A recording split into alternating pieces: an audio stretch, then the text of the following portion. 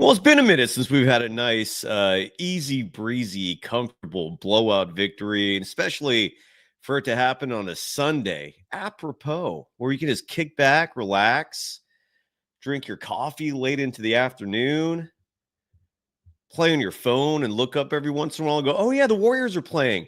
And I'm not stressing because they're kicking ass. Yeah, the Warriors took care of business. The Warriors starting five is what I'm going to be focusing on, because they set the tone for this game. They set the pace for this game. That's starting five. I haven't glanced at the box score once all night, and I'm about to do it now.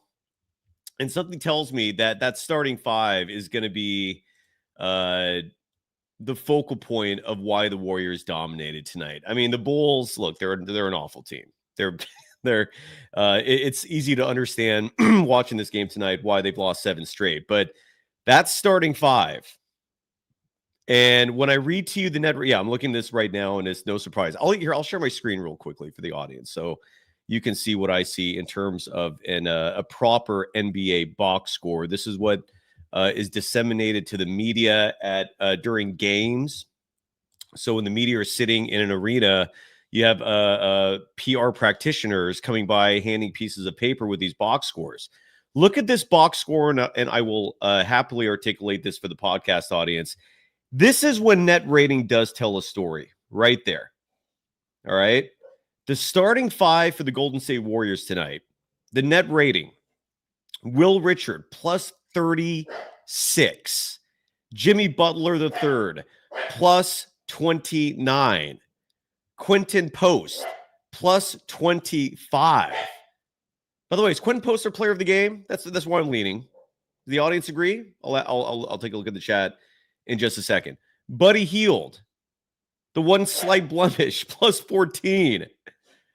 Pat Spencer, the stash, plus 30.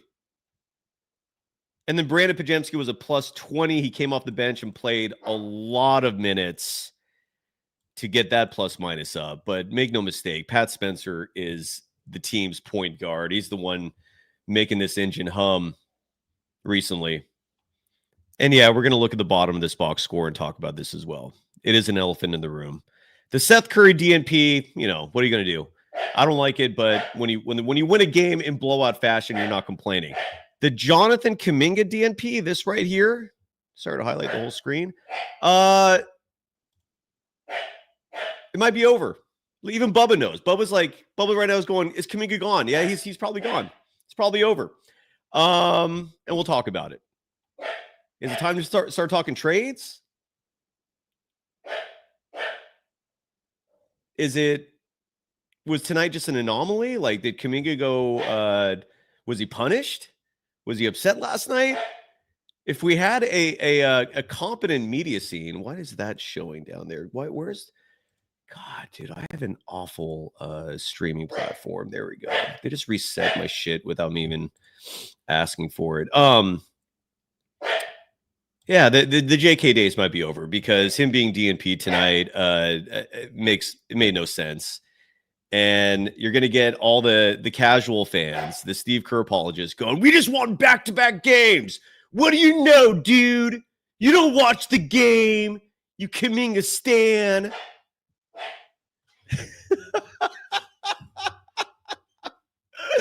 Well, the Warriors are a game above 500. They look good against the Bulls and the Cavaliers team that might be imploding before our eyes. Well, the Warriors will see some real tests soon. The Minnesota Timberwolves in the next game Friday. See, my dog is going crazy. He's like, he likes Kaminga. I know, buddy. I know, Bubba. I know, buddy. I know. Kaminga's gone. It's okay. Hopefully they'll make a trade. Hopefully there'll be a good piece coming back.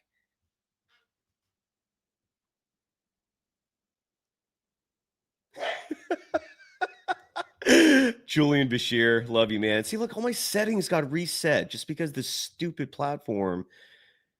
Maybe I should start exploring alternative virtual studios because this is a headache I don't like. Don't be just tweaking my shit inexplicably. Even the colors are off. What is going on here? Jesus Christ. Yeah, see, Bubba's upset, even though the Warriors had a blowout win tonight. The Warriors beat the shit out of the Bulls. Let's talk about it. What are we powered by? Folks, can you guess? Are we powered by Stephen Curry? Yeah, absolutely. Are we powered by Jimmy Butler? Hell yeah. Are we powered by you, the audience, who might have pushed us over 5,000 subs as of this moment? Maybe. Yes, no, maybe. Yes, I meant maybe. Maybe we might be at 5,000 subs. I'm keeping track of that. We'll save another episode for celebrating that. That's a huge accomplishment, in my humble opinion. Apologies for the bragging. But we're certainly powered by FanDuel. Let's go. Welcome to the program. My name is Cyrus Saatsaz. I'm your host for the evening. You can follow me on Threads and Instagram at DogWild. Over on Twitter, my handle is at SurfJournalist. The program on both platforms at Golden Days Pod. And again, we're brought to you by FanDuel, the official sportsbook of Golden Days and the Believe Network, which we're also proudly a part of. Always huge thanks to the network that hosts us. Yeah, I mean, we're independent, but we're also not independent, and Believe's a phenomenal network. We're the official Golden State Warriors program on the network. FanDuel, the official sportsbook of Golden Days, they're certainly not going to have a line for the Warriors' next outing, which again is going to be Friday. So we're going to have a nice few days off here in terms of Golden State Warriors action. I believe Bob Fitzgerald said on the program tonight, the Warriors have 2 games in the next 12 days. But what FanDuel does have is a lot of lines you could bet on for futures. And I always love looking at the Golden State Warriors futures. The last time we took a look, the Warriors were plus 2,200 to win the title. What are they right now? Oh, they've dropped. Oh, what's going on? Wait. Are they not even listed? Oh, there they are. Okay, I saw. I apologize. They're now plus 2,700. So the odds keep dropping. If there's anything conspicuous about the Warriors plus 2,700 odds, is that they've now fallen behind the Boston Celtics for the best odds to win the championship. The Celtics plus 2,500, and wins and losses. Let's go take a look at that real fast. Let's see where the bookies have the Warriors today. The last time we took a look, the Warriors OU for wins and losses was 46.5, and it's not shown again. They like every time I amuse myself, I guess. I don't know if you folks are amused by this as well. Every time I take a look at the wins total for what you can bet on with the Warriors, because I don't think the bookies have a firm grasp of this team either. And the evidence of that is the fact that FanDuel does not currently have an OU for wins. Well, the Golden State Warriors themselves are back to a game above 500. They're 13-12. Wainster, who appreciates your support always, with a $5 donation kicking off the show, saying, bye-bye sub 500. We survived. Steph is coming back. Yeah, and the Warriors released they sent out a press release today announcing that Stephen Curry's comeback is going according to progress. He's going to practice Wednesday. So all indications are he'll be back for Friday's Timberwolves game. And again, after that game, they have another, I believe, 5 days off before they go back on the road. A side note, every time you see me looking at the phone, it's just me checking out the Warriors schedule. So after that Timberwolves game, the Warriors will be off until Thursday, December 18th, when they travel to Phoenix to take on the Suns. And then they're going to come back home to host the Suns. So those are your next 3 games coming up. And Wainster, happy. He's jubilated, rightfully so. The Warriors are back in the win column, and more specifically, back above 500. This was an awesome team effort tonight. PS standing for Pat Spencer, BH standing for Buddy Hield. Again, Buddy Hield's shot actually looked good for the first quarter. Like, for a brief moment there, the stroke was beautiful. It looked fundamental. It looked natural. He wasn't hesitating. And then he reverted back to form. But nonetheless, Buddy Hield was part of that starting 5. JB, who's JB? Jimmy Butler and Quentin Post. Great start. And in all caps, defense. Yeah, the Warriors, this is insane. Because it's shocking, at least to me it is, that the Golden State Warriors right now are third in the NBA in defensive rating. And maybe Quentin Post is a huge part of that. I hear a lot of folks praising his defense and loving what they see. I don't disagree at all. It's fantastic. And tonight was no exception to that. Is Quentin Post going to be an all defensive player? We'll find out. But if your defense is third overall in defensive rating, yeah, the awards voters will acknowledge that in some regards. So maybe Quentin Post will be honored for that. Good for him. Kev F. We'll touch on the Kaminga thing in a little bit. Part of the reason why I don't want to touch on it right now is because I don't know shit. I don't know a thing.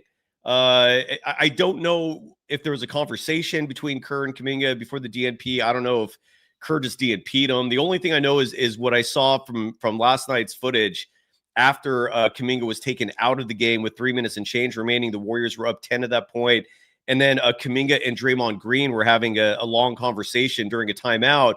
Nothing looked animated. Nothing looked dramatic. I don't see any reports, at least as of now, indicating that anyone was upset. But is him being DNP'd unusual? Hell yeah. Is that newsworthy? Potentially. Is Jonathan Kuminga gone after tonight? I would say yes. Who knows? Who knows what the reality is of that? And also, who knows whether or not Moses Moody's also gone? I mean, if the Warriors are going to be trading young pieces, I sure as shit hope Brandon Podziemski is one of those pieces. Tonight's stat notwithstanding. And then again, you have folks like the Memo 767 who says Kaminga not winning equals wins. And this is where apologies for sounding disrespectful here, but that is such a casual take when you consider who the wins are against. Was tonight awesome? Hell yes. Am I going to pretend that it wasn't against one of the worst teams in the NBA? No. But they did look damn good. And if there's one thing encouraging from Steve Kerr's personnel decisions, it's respecting size again, right? Because that's really been one of my biggest frustrations. And it correlates directly with Jonathan Kuminga getting DNPs is these 4-guard lineups, these Hobbit lineups, right? Like routinely rolling out their diminutive players that are at a massive disadvantage. When Quentin Post is starting games, when Guy Santos is getting good runs, you see the results. Like size matters, athleticism matters. And if that continues, great. I just have zero trust in Kerr at this moment to not believe that the moment something goes wrong, he's just going to freak out and go back to a 4-guard lineup. One other player that I really want to give praise to is Will Richard. I love this kid. He makes the idea of moving on from players like Kaminga, Podziemski a hell of a lot easier to stomach. Same goes for Quentin Post. These are young pieces that as long as other teams aren't asking for them, if Will Richard is given up in a trade, I'm going to be pissed. This is such a good story. Will Richard leading the team tonight in net rating, played 24 minutes, 11 seconds, 4 of 6 from the field, 3 of 5 from deep. Added 4 rebounds. We've been mentioning on the show how his rebounding has been exemplary. Added a steal, 11 points, and again, a team leading plus 36 in net rating. But he's not our player of the game. Our player of the game is Quentin Post, who again has been playing fantastic basketball. And tonight, no exception to that, 7 of 14 from the field, 5 of 10 from deep, 5 of 10 from deep. Like if Quentin Post can do that consistently, now we're having whole new conversations. Now, me personally, and again, I'm just one guy. I'm human. I can be wrong about things, but my hopes and dreams of a 5th championship for Steph, if Quentin Post can play like this against elite competition on a consistent basis, you can survive swapping Kaminga for a role player like a Trey Murphy. No problem. That makes up for it and then some. And Quentin Post tonight, again, your FanDuel player of the game, 19 points, 4 boards, added a steal and a block, but that 5 of 10 shooting from beyond the arc, 50% shooting from 3. You're going to live with that all day, every day, and you're going to cheer for it. You're going to do the old Jose Canseco double fist. There's a name for this kind of celebration. where you got the two fists clenched and you're just going over your shoulders like that. I remember Jose Canseco used to do that way back when I grew up watching the Bash Brothers, him and Mark McGuire, and then I don't remember Mark McGuire ever doing that. He'd bring in the elbow for the Bash Brother, high elbow. But Quentin Post, bravo, job well done. Again, the moment sound comes down, because I am curious if the media is going to ask her the question that I think we all want him asked. And again, this is where, God damn it, I don't like being the truth teller, because the truth isn't always positive. It's not always fun. But what I've been telling you folks repeatedly is this head coach buys into the fool's gold, meaning when the Warriors blow out an awful team like the Bulls, you're going to have Steve Kerr saying shit like this. Like, we're starting to find ourselves. We're starting to be the team we hope we are. And I'll play the soundbite so you can see what I'm talking about. This is from Joseph Dikis of the Bay Area News Group, who published this clip. This is Steve Kerr immediately following the game. Does not address the Kaminga DNP. It needs to be addressed. I mean, it's utterly asinine to not touch on the subject, and I really hope none of these cowardly media members avoid asking Kerr the question. But here's Steve Kerr probably being more positive than he needs to be following a win like this. It was a great win. You're supposed to blow out teams like the Bulls. I get it. But let's see if Steve Kerr takes it way out of proportion and pretends that they just beat the Denver Nuggets out there tonight. It does, yeah. We're in a good spot. I feel like we found something, these last couple of weeks. Starting to feel like the team we're supposed to be. But we have to back that up and follow the momentum we have right now with a good stretch. Coach, it does. The momentum of two wins against Cleveland and Chicago. This is the same rhetoric we've heard from this man dating back to last year when the Warriors went 23-7 to finish out the final 30 games, which also represented the easiest part of their schedule. I don't like this talk, man. This is like anyone would have a brain would hear this and immediately follow up with questions going, okay, 2-game winning streak. You also blew that game in Philly. You're playing anemic competition. Why don't you start feeling good about things when you beat real teams, when you're more than a game above 500? Yeah, and I do agree with Potty Meep where he's talking about the no Kaminga minutes. Kaminga's gone. There's no doubt. I feel very confident that Kaminga is going to be a goner. And all we can hope for right now is good trade value coming back for that. And again, I'm still waiting. If anyone in the chat is following the press conference live, I don't see it televised. But I need to. Is no one going to ask him about this?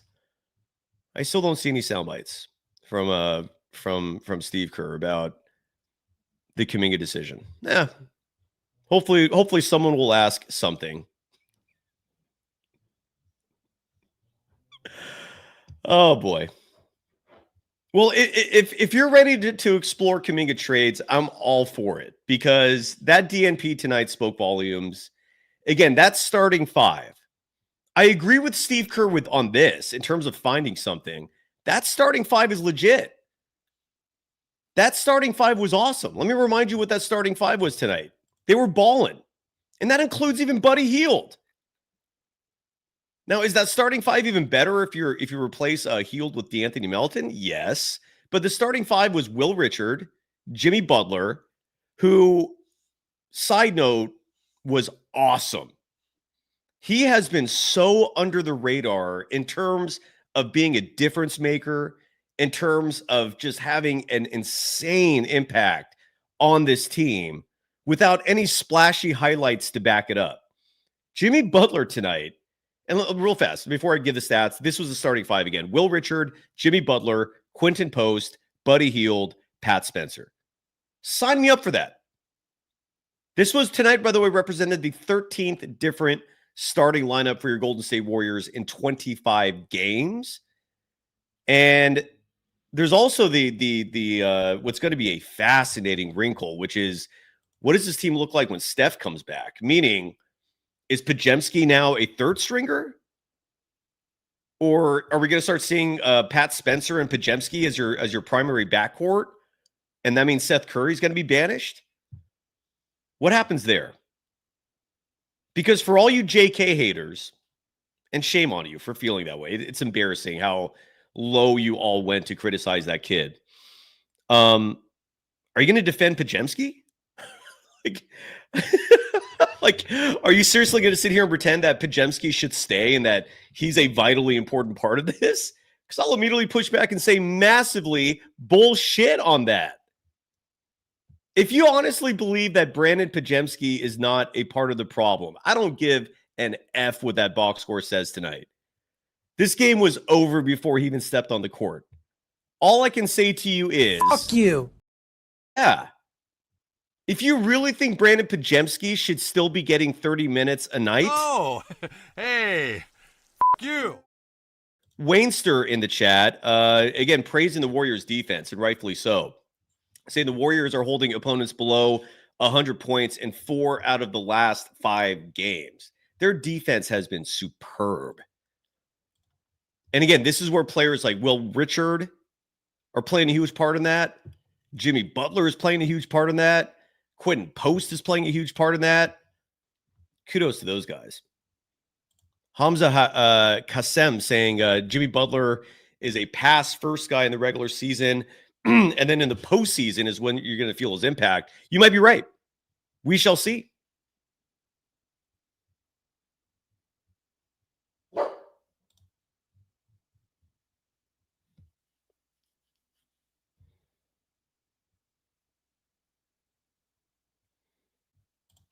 Desi's saying don't blind yourself with agendas.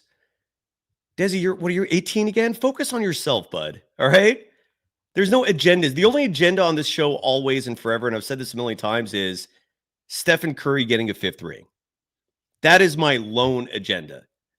And the Kaminga part of it has always been, I want a 6'7" dude with freakish athletic abilities who, when he gets minutes, produces consistently to be out there to help the man. If you're going to trade him for something that will help Steph get a 5th championship. The lone agenda of this show. I don't think Brandon Pajemski is going to help Stephen Curry get a 5th championship. Agree to disagree if you believe otherwise, all right? Come on, man. And then you have folks like Tuck, and again, this is the Kerr apologist, the keyboard warriors. Tuck, come on the show tonight.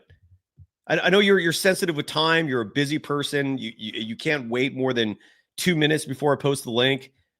Have some patience, all right? Have a discussion with me about why you think Steve Kerr is a genius when for 3+ years he's been underachieving and giving minutes to guys like Anthony Lamb, Ty Jerome, JaMychal Green, leaving Klay Thompson in games for 32 minutes at a play-in game when he's 0 of 10 from the field.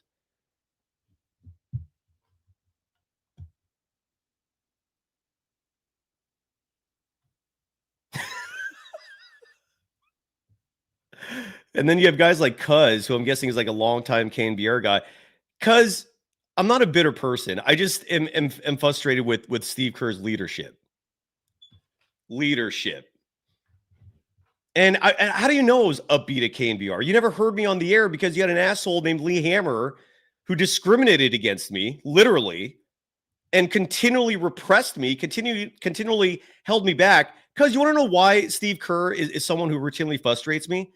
And why I think that resonates with so many people is because Steve Kerr reminds me of the shitty boss so many of us have had in life. The shitty boss who plays favorites, the shitty boss who doesn't give you reasons for holding you back and making decisions that hurt you professionally and otherwise. That's Steve Kerr. And if you've never experienced a boss like that, then you don't have that perspective. If you have experienced a boss like that, and you still are turning the blinders on to this man, the head coach of the Warriors, I don't know what to tell you. I would love to actually hear your reasoning for why you would support leadership like that. I don't call that leadership. I call that very bad management. Jesus Christ, Cuz adding that he used to hear me all the time on the weekends with surf shows. Look, surfing has nothing controversial to it. We just bring on amazingly talented watermen and have fun interviewing them for an hour or two on a Saturday night. We're not talking about a Golden State Warriors dynasty where Stephen Curry, who, side note, was not playing when I was at KNBR until the very end anyways, has an opportunity to win a 5th championship, and with that adds to a profound legacy that is going to differentiate exponentially between 4 and 5 championships. That's what I care about. And I see a head coach who's doing the exact same shit Don Nelson used to do. Because if you're a longtime Bay Area-ite, well, however you pronounce that, how are you not being triggered by Don Nelson 2.0? Are you just forever grateful for the 4 championships and you just don't care anymore? Is that your approach? Come on the show. I'll post the link just for if you or anyone else want to come on and have a discussion with me, because I don't get you. I don't get why you're so okay with the underachieving and the mediocrity and the questionable, nonsensical decisions from this head coach. Explain that. And of course you won't, because none of these clowns actually want to come on and have a discussion. Let's see if there's any sound that has come down yet, because I'm dying to know what. Oh, here it is. Okay, good. Anthony Slater. Thank you, Slater. Like the only journalist on the beat. Anthony Slater interviewed Steve Kerr and asked him about the Jonathan Kuminga DNP. Let's hear what Steve Kerr had to say. Friendly reminder, audio levels may or may not be high because of the cell phone audio that's recording Kerr. Just got to keep going, just like everybody else who's in this position. And it happens to everybody, pretty much, other than the stars. Guys come in and out of the rotation depending on, who's available, how the team's playing. Really wanted to get Guy. I think the way Guy has played the last couple of nights, after what he did down the stretch last year, you see the impact he makes with his energy. And then obviously getting Meld back. We've got and Pat's emergence. I mean, we've got a lot of mouths to feed, and tonight this is what we decided to do. Steve, to follow up on that, why was it tonight? Why was it this game that you decided to make the move? Just because of the way our team looks, and Jimmy came back tonight. JK started last night. They play the same position. I like the group. The last couple of nights, the bench group, Pat, Melt, Philly. We've got a lot of bodies, and so with Jimmy coming back tonight, it made sense to play the other guys because they complement him really well. You've always said you're in constant communication with all the guys. How did Jonathan handle when you talked to him? Yeah, all that stuff is private. Oh my God. What? Oh my God. How do you defend this? Like, here, look. Yes. Come up. Bullshit answer. Gentlemen, you're right. So he's not giving an answer clearly. Real Truth 2024. The next time you bring up, from now on, anybody who says 1 of 10, I'll push back with 0 of 10. That was Klay Thompson, who that clown right there played 32 minutes in a play-in game.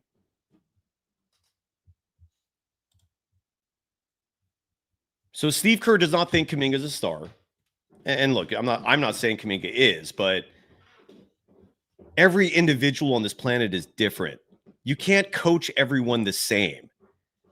This is not a canvas that you just paint one color and expect it to look good. Every individual is different. Kaminga is not a star, fine. But Kaminga was a star before he got drafted. That's his mentality. And Kerr thinks he's going to get to him by treating him like a role player. That's his failure. This is not me defending Kaminga. This is me criticizing that clown right there for treating someone who has the mentality of a star and thinking treating him like a role player is going to be productive. In what world does that make sense? Incredible non-answer. And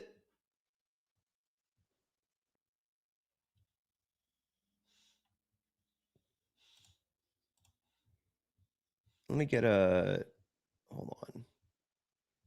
Someone in the chat said, why, or someone said that this team is better without Kaminga.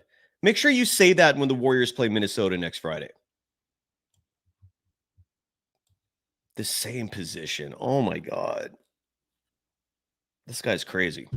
Someone in the chat asked, why are you so angry? Because this guy is making nearly $20 million a year to wield uncontrolled power, unchecked power, zero accountability, and he makes routine nonsensical decisions. The starting lineup tonight was great. If we can see that starting lineup again consistently for the rest of the year, I will not be so upset. But that's not going to happen. Let's hear that answer one more time. That was utterly insane. I think it's safe to say Kuminga's gone. Here's Steve Kerr one more time, because that has to be listened to one more time. And this was his reasoning. And kudos to Nick Friedel for the follow-up questions. That was a good job. Good job by Nick. Just got to keep going, just like everybody else who's in this position. And it happens to everybody, pretty much, other than the stars. Guys come in and out of the rotation depending on, who's available, how the team's playing. Really wanted to get Guy. I think the way Guy has played the last couple of nights, after what he did down the stretch last year, you see the impact he makes with his energy. And then obviously getting Meld back. We've got Pat's emergence. We've got a lot of mouths to feed, and tonight this is what we decided to do. Steve, to follow up on that, why was it tonight? Why was it this game that you decided to make the move? Just because of the way our team looks, and Jimmy came back tonight. JK started last night. They play the same position. I like the group the last couple of nights, the bench group. Pat, Melt, Philly. We got a lot of bodies, and so with Jimmy coming back tonight, it made sense to play the other guys because they complement him really well. You've always said you're in constant communication with all the guys. How did Jonathan handle when you talk to him? Yeah, all that stuff is private. You guys are going to be... Except when it's not. Except when Kerr decides to not make it private by bringing up his children and by talking about how he's not a 38-minute guy. He's not a star. So Steve Kerr views his players as in a class system. Unbelievable. Unreal. And I guess you're just going to always have people in this fan base who defend him no matter what. Not me. Let's go to Julian Bashir. I go in order of chronology. And again, if you have a dissenting opinion, I don't discriminate. The link is in the chat. Come on. Defend your boy Kerr. Defend verbiage like that, which reeks of someone who's utterly out of touch and who acts like he sits in an ivory tower better than everyone else. Unbelievable. Julian, after you, we're going to get Slash.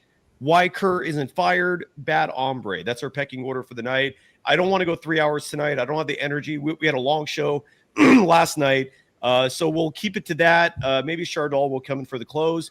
Julian, how are you doing? What's on your mind? Well, I'm giving the Chardol vibes. I wanted to put on a blazer and a tie. Dress up for you, Cy. I didn't notice. Just grab what else. I've seen the light. I've changed my mind. Respect comedy. Life is too short to not have some fun. Even when this guy with the two thumbs pointed his way is too upset for your liking, I get it. To a lot of you, you want positivity. I understand that. By the way, good news. If you want positivity, if you want someone who does not get upset over malfeasance from leadership, every other show can provide that for you. How many live shows are there right now, Julian, that people can find on YouTube and TV covering the Warriors postgame? Like 10, 15, 20? 20? Is that a good number, a safe number? I don't know. They're all boring. They just like to talk to themselves. They don't really get the audience involved, and they just say the same things over and over. There's no right. And Fel Sharpton, by the way, real quick. This is not going to be a Kaminga show. Okay, I want to make that very clear. Tonight will not just be a JK show. The truth is, I'm exhausted by it. All right, I think everyone's exhausted by it. Any new discussion about it is just recycled material. Dude's gone. It's over. All right. We're the only thing we're still going to talk about with Kaminga is who he's going to get traded to. That's where we're at. Okay. And if you don't like that, then so be it. Go ahead. Let's appease the audience. Let's get away from the JK.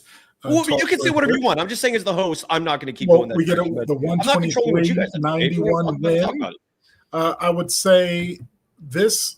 I hope that the starting five that we rolled out today can mimic a second unit that comes in, like kind of like a 5-on-5 sub in that Kerr used to do last year and previous years.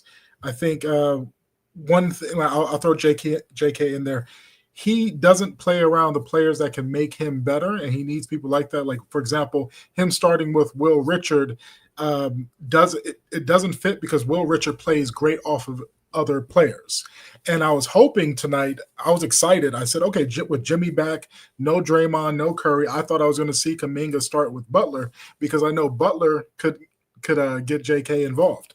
Unfortunately, we didn't see that, but we have a lot of great things to talk about. I would say Quentin Post, I think he's proven himself that he should be the starting center of this team no matter what. Kerr needs to treat him like he does Brandon Podziemski. Let him have a bad game. Let him bounce back. Give him guaranteed 25 minutes per night, because what we're seeing from Quentin Post is that height does matter. 7 feet and having your arms stretched out does matter. And he's getting a lot of contests, a lot of altered shots. I'm even seeing people miss shots at the rim, even if they have a good angle, just because Post is there. And we saw a lot of that kind of like bounce around, rebounds back and forth just because Post is in. So hopefully he sees that, because my concern is that when Green comes back and Curry, that Steve goes on some kind of gut feeling that things don't look right out there and I need Green to be out there at center. So I'll bounce it to you, but before I go on too long, what do you think about that? About what specifically? I'm sorry. Just Post being our full-time, just guaranteed. I love it. I love it. Ifs, ands, or buts, not trying Sign me up. Yeah, not Sign trying to me up. appease. All right, like if from this point forward, the rest of the season, Quentin Post is your starting center, I'm all for it. And by the way, Desi in her chat, you got put in timeout because you're talking about me and not the Warriors. That's all you got to do to not be put in timeout, Desi. It ain't complicated, all right? If you want to be a Pods fanboy, be a Pods fanboy, but don't make your commentary about the host. Don't make it about individuals that are not on the Warriors. It isn't complicated, all right? Now, going back to Quentin Post, he was awesome. He's our player of the game. Yeah. I'm in all day, every day for him. Like, make him the starter. I love it. Yeah. Guarantee we're not going to see that consistently. Like, wouldn't surprise me if the very next game, Draymond Green, when he's back, is going to be the starter and Quentin Post is on the bench again, because Quentin Post is not a star. Draymond Green is a star. Yeah. I mean, that was revealing what Steve Kerr just said right there. That was fascinating to me. So apparently, like, if you're a star, and this is again more of the subjectivity that Kerr is prevalent with in terms of his quote unquote analysis. Apparently now, like, he has this subjective definition for what a star is. And Quentin Post, I'm guessing, is not a star. And that means his role is not defined. So you have to be a star to have your role defined. Now yeah. I'm glad we got that clarity from Steve Kerr tonight. But I love Quentin Post as a starter. Well, that same mentality, I think that he translates over to Al Horford just based on reputation instead of actual play. And I think that's why he's been getting the nod to start this season. Because, let's break it down. Al Horford technically is a Hall of Famer. And, he will. But to sign him and say, okay, well, he's the guy, he's going to be our center and kind of work with that. I think Post has definitely improved on the two things, or the major thing that we saw last year, which was you have to stop letting people push you around. And I don't think it had anything to do with strength or weight. I just don't think that he was used to play against such athletes all the time, because college is different. Also from Europe is different. And like I said yesterday, you can see that he is playing straight up with his chest, not leaning forward. And you see that he's getting more dunks, because I don't care how, like, if you're 7 feet, you're going to be able to dunk. So he's getting more dunks. He's getting more elevation on his shot, because if you looked at his jump shot last year, you can tell that he has some elevation, because he jumps every single time on his jump shot. It's an actual jump shot. It's not a set shot. So I hope that when we get more healthy bodies, that Kerr doesn't revert to old habits. Someone said, let's talk about DeAnthony Melton.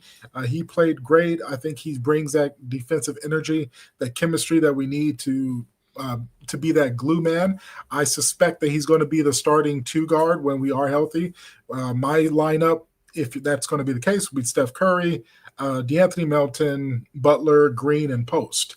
And that's what I'll roll out and commit to in the season. Thus, you have people knowing their role.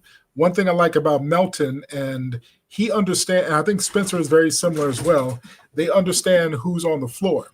So if you have Quentin Post on the floor, every time you do a pick and pop or pick and roll, you have to look for Quentin Post every single time if he's open. And most coaches, they coach like that. It doesn't mean that he's the number one option, but you should have number one go-tos if you see it. For example, if you see a cutting Kaminga and he's open for the alley-oop, you throw that. If you see an open post for 3, you hit that corner. And that needs to be taught to this team, because I think when Draymond was talking about that, we have agendas on his team. One thing I saw from Pods, and so Desiree said, hey, let's talk about a great game. He had a great game, 8 rebounds, 7 assists, and I think he's learning from Spencer and Melton, which is putting that pressure, is that you have to make quick decisions with the passes. Before, he was hesitating. He'll get it. He'll see someone like Post open, look at him, think about it, and then by the time he gets over to the open guy, it'll be too late and it'll be a contest. So that's what I'm seeing. Can I simplify what you said regarding Brandon Podziemski even more? And I'm sure this is going to upset the Podziemski fans out there, but I don't care. I'm never saying things for popularity reasons. I'm just giving you straight truth. If Brandon, or at least what I think is truth, and I hope the analysis is correct, what Brandon Podziemski did tonight that made him look good, it's not complicated. He was 5 of 9 from deep. And when your 3s start falling, everything looks good. I mean, 5 of 9 from deep is exceptional. And Brandon Podziemski was hitting his shots tonight. Bravo. And look, if that can happen consistently, yeah, there's nothing to rip. That's been the entire crux of his bad play. I also want to add too, Brandon Podziemski, I've asked this guy over and over again, just deliver assists. Be a facilitator out there. Tonight he had 7 assists. So Desi, I'll even make you happy. Our resident teenager in the audience who loves Brandon Podziemski. I'm going to give him his flowers. Brandon Podziemski had a great game tonight. He did lead the team in scoring, 21 points, but the 7 assists, that's what I'm looking at, and that's what I'm most impressed with, because the 5 of 9 shooting from deep, that may come and go. Who knows if that's going to be consistent? Podziemski had a stretch last year. What was it, like in February, where there was a good run. It was like 2-3 weeks where he was suddenly looking like the player that we all imagined he could be in terms of hitting the ceiling of potential. And then he reverted back to form. And then you had his defenders, of course, mentioned, well, he had a hand injury and so forth. Look, if he's hitting his 3s like this, you're going to get a lot of people coming around. And the fact that he had 7 assists tonight, keep doing that, kid, and I'll shut the F up. That's my take. Yeah, I don't know why Seth Curry didn't play tonight. I don't know. And here's the thing. I would say that when we have a healthy team, because looking at the box score, Brandon Podziemski did play more minutes than Pat Spencer. Mm-hmm. So it still seems that Steve Kerr, even with the emergence of Pat, Steve Kerr with his abundance of wisdom said that, well, Kaminga can't play because our point guard, Pat Spencer, is emerging, which makes he can't help himself. It's really weird, Julian, to me. It is very bizarre to me that Steve Kerr cannot help himself when it comes to Brandon Podziemski. He just has to put him out there. Like it's like a nervous tick. He just cannot leave him on the bench for extended periods. And if he does, it's because he's so frustrated from an awful performance. But any opportunity he can, Dollar Store Dre is getting in the game. It seems that he finds the minutes for Pods.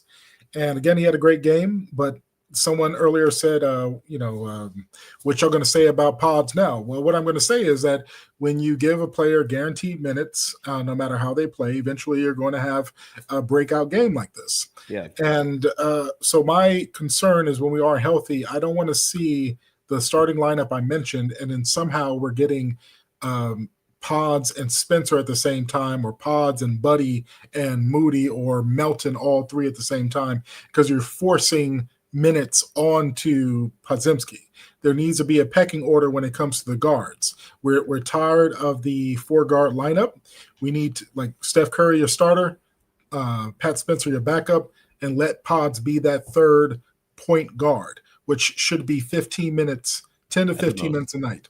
At the most. And, All right, Julian. yeah. Love the shirt. Love the tie. Yep. How's yep. the fortune coming along? Are you a millionaire yet, or is it? Or is Oh it no, I still, said 2026. So I have we'll see around May or June. it's a month away. Oh, no, May or June. We'll see. Okay, so middle of 2026. Yeah. What isn't far away is Julian. Have a great night, brother. It's great to see you as buddy. always. Thank you for the contribution.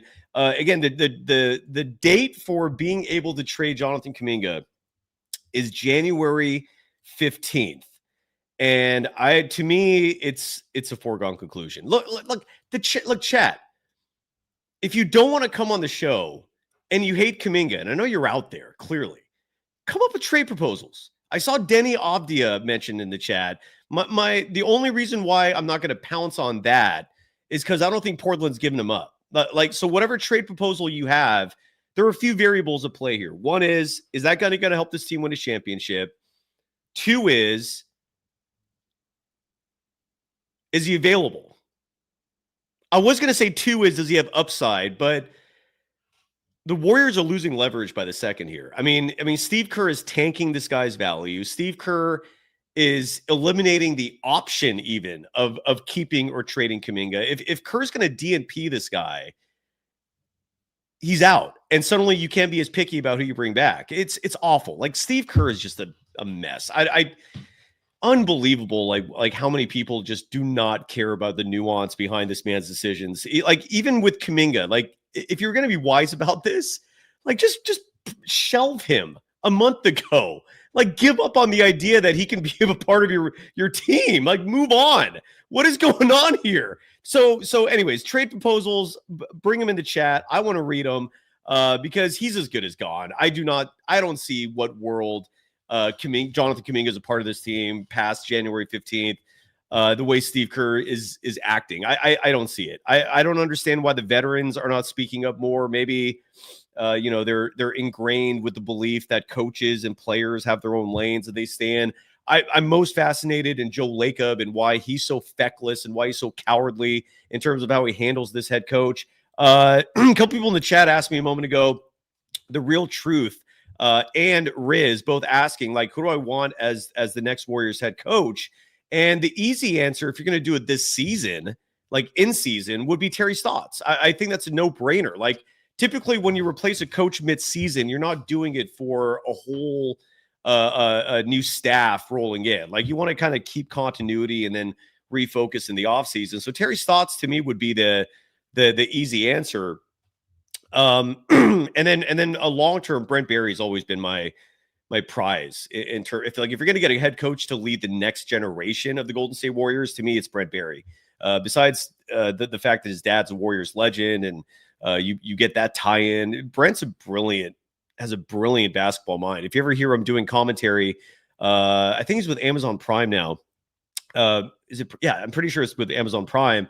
And that's the same way Steve Kerr got his job. Steve Kerr was a broadcaster after playing, and he sounded astute, and he sounded like he knew what he was talking about. And Brent's the same way. And so that Brent Barry would be my off-season pick. But for this season, I would say the wise choice would be Terry Stotts. And then Carlos Villalobos, I hope I got that correct, saying CP3. I think CP3 would also be a great coach. I'm honestly a little surprised that the Clippers are sticking with Ty Lue, given how close he is with Chauncey Billups. Like, it would not shock me if Ty Lue suddenly lumped into this thing, a bigger picture. But between that, the CP3 fiasco, Kawhi Leonard, it's how that went down with CP3 is crazy. Yeah, CP3 would be a great coach, I think.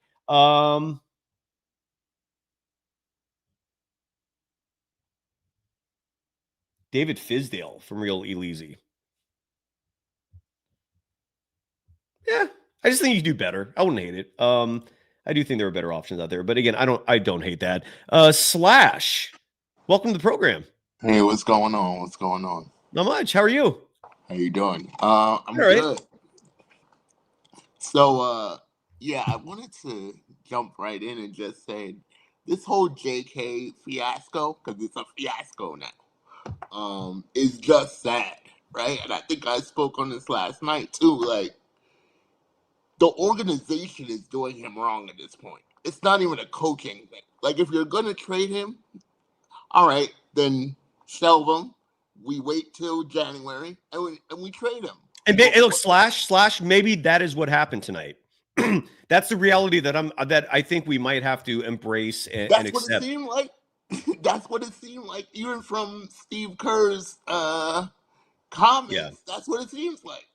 Yeah, I'm still waiting for trade proposals. I haven't seen a single. Okay, here's one. Bay Area 8016 saying Miles Turner for Kaminga, Pajemski, and a 2026 first. Take out the 2026 first part. I don't want to give up a first round pick for Miles Turner. Kaminga and Pajemski should be enough, and I wouldn't hate that trade. Here's my pushback to Miles Turner.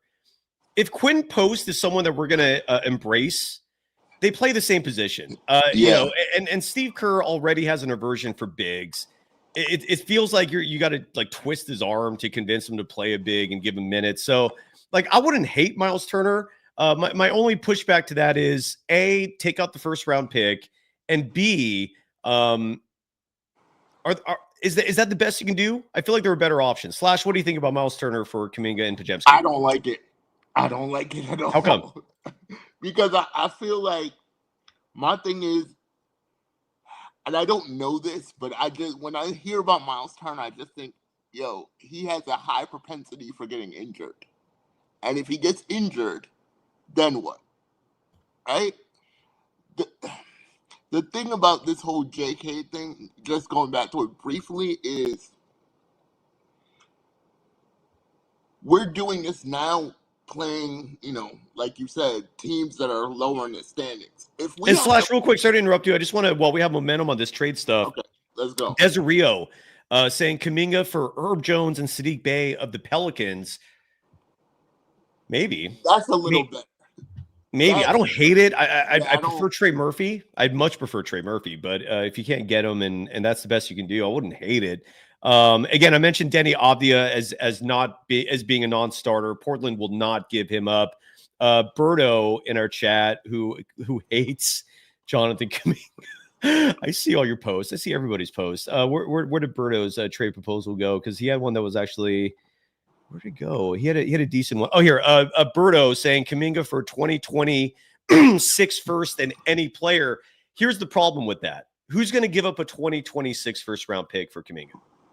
If you can find someone who's going to do that, and it's not like a non-lottery pick, sign me up. Yeah, I'm down for that.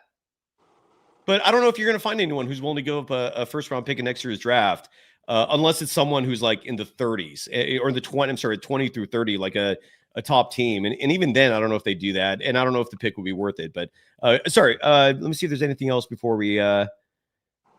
No other proposals at the moment. Continue on, Slash. I apologize. No, I wanted to. That was fun. My whole thing is like, I see people in the chat talking about JK like this is his fault, and it's not, right? JK has nothing to do with what's going on right now in terms of he's not playing well or whatever the case may be. He's being mistreated, and I don't care if any player. That's being treated like this is going to, you're going to see him come out there and not really have a flow and a rhythm, right? I just don't.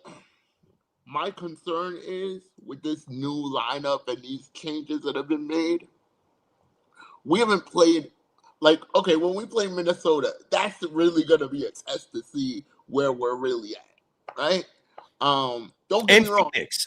Phoenix is I know the Warriors beat them the first time they played, but Phoenix was very shorthanded. And since then, like Dylan Brooks seems to be a perfect fit for that team.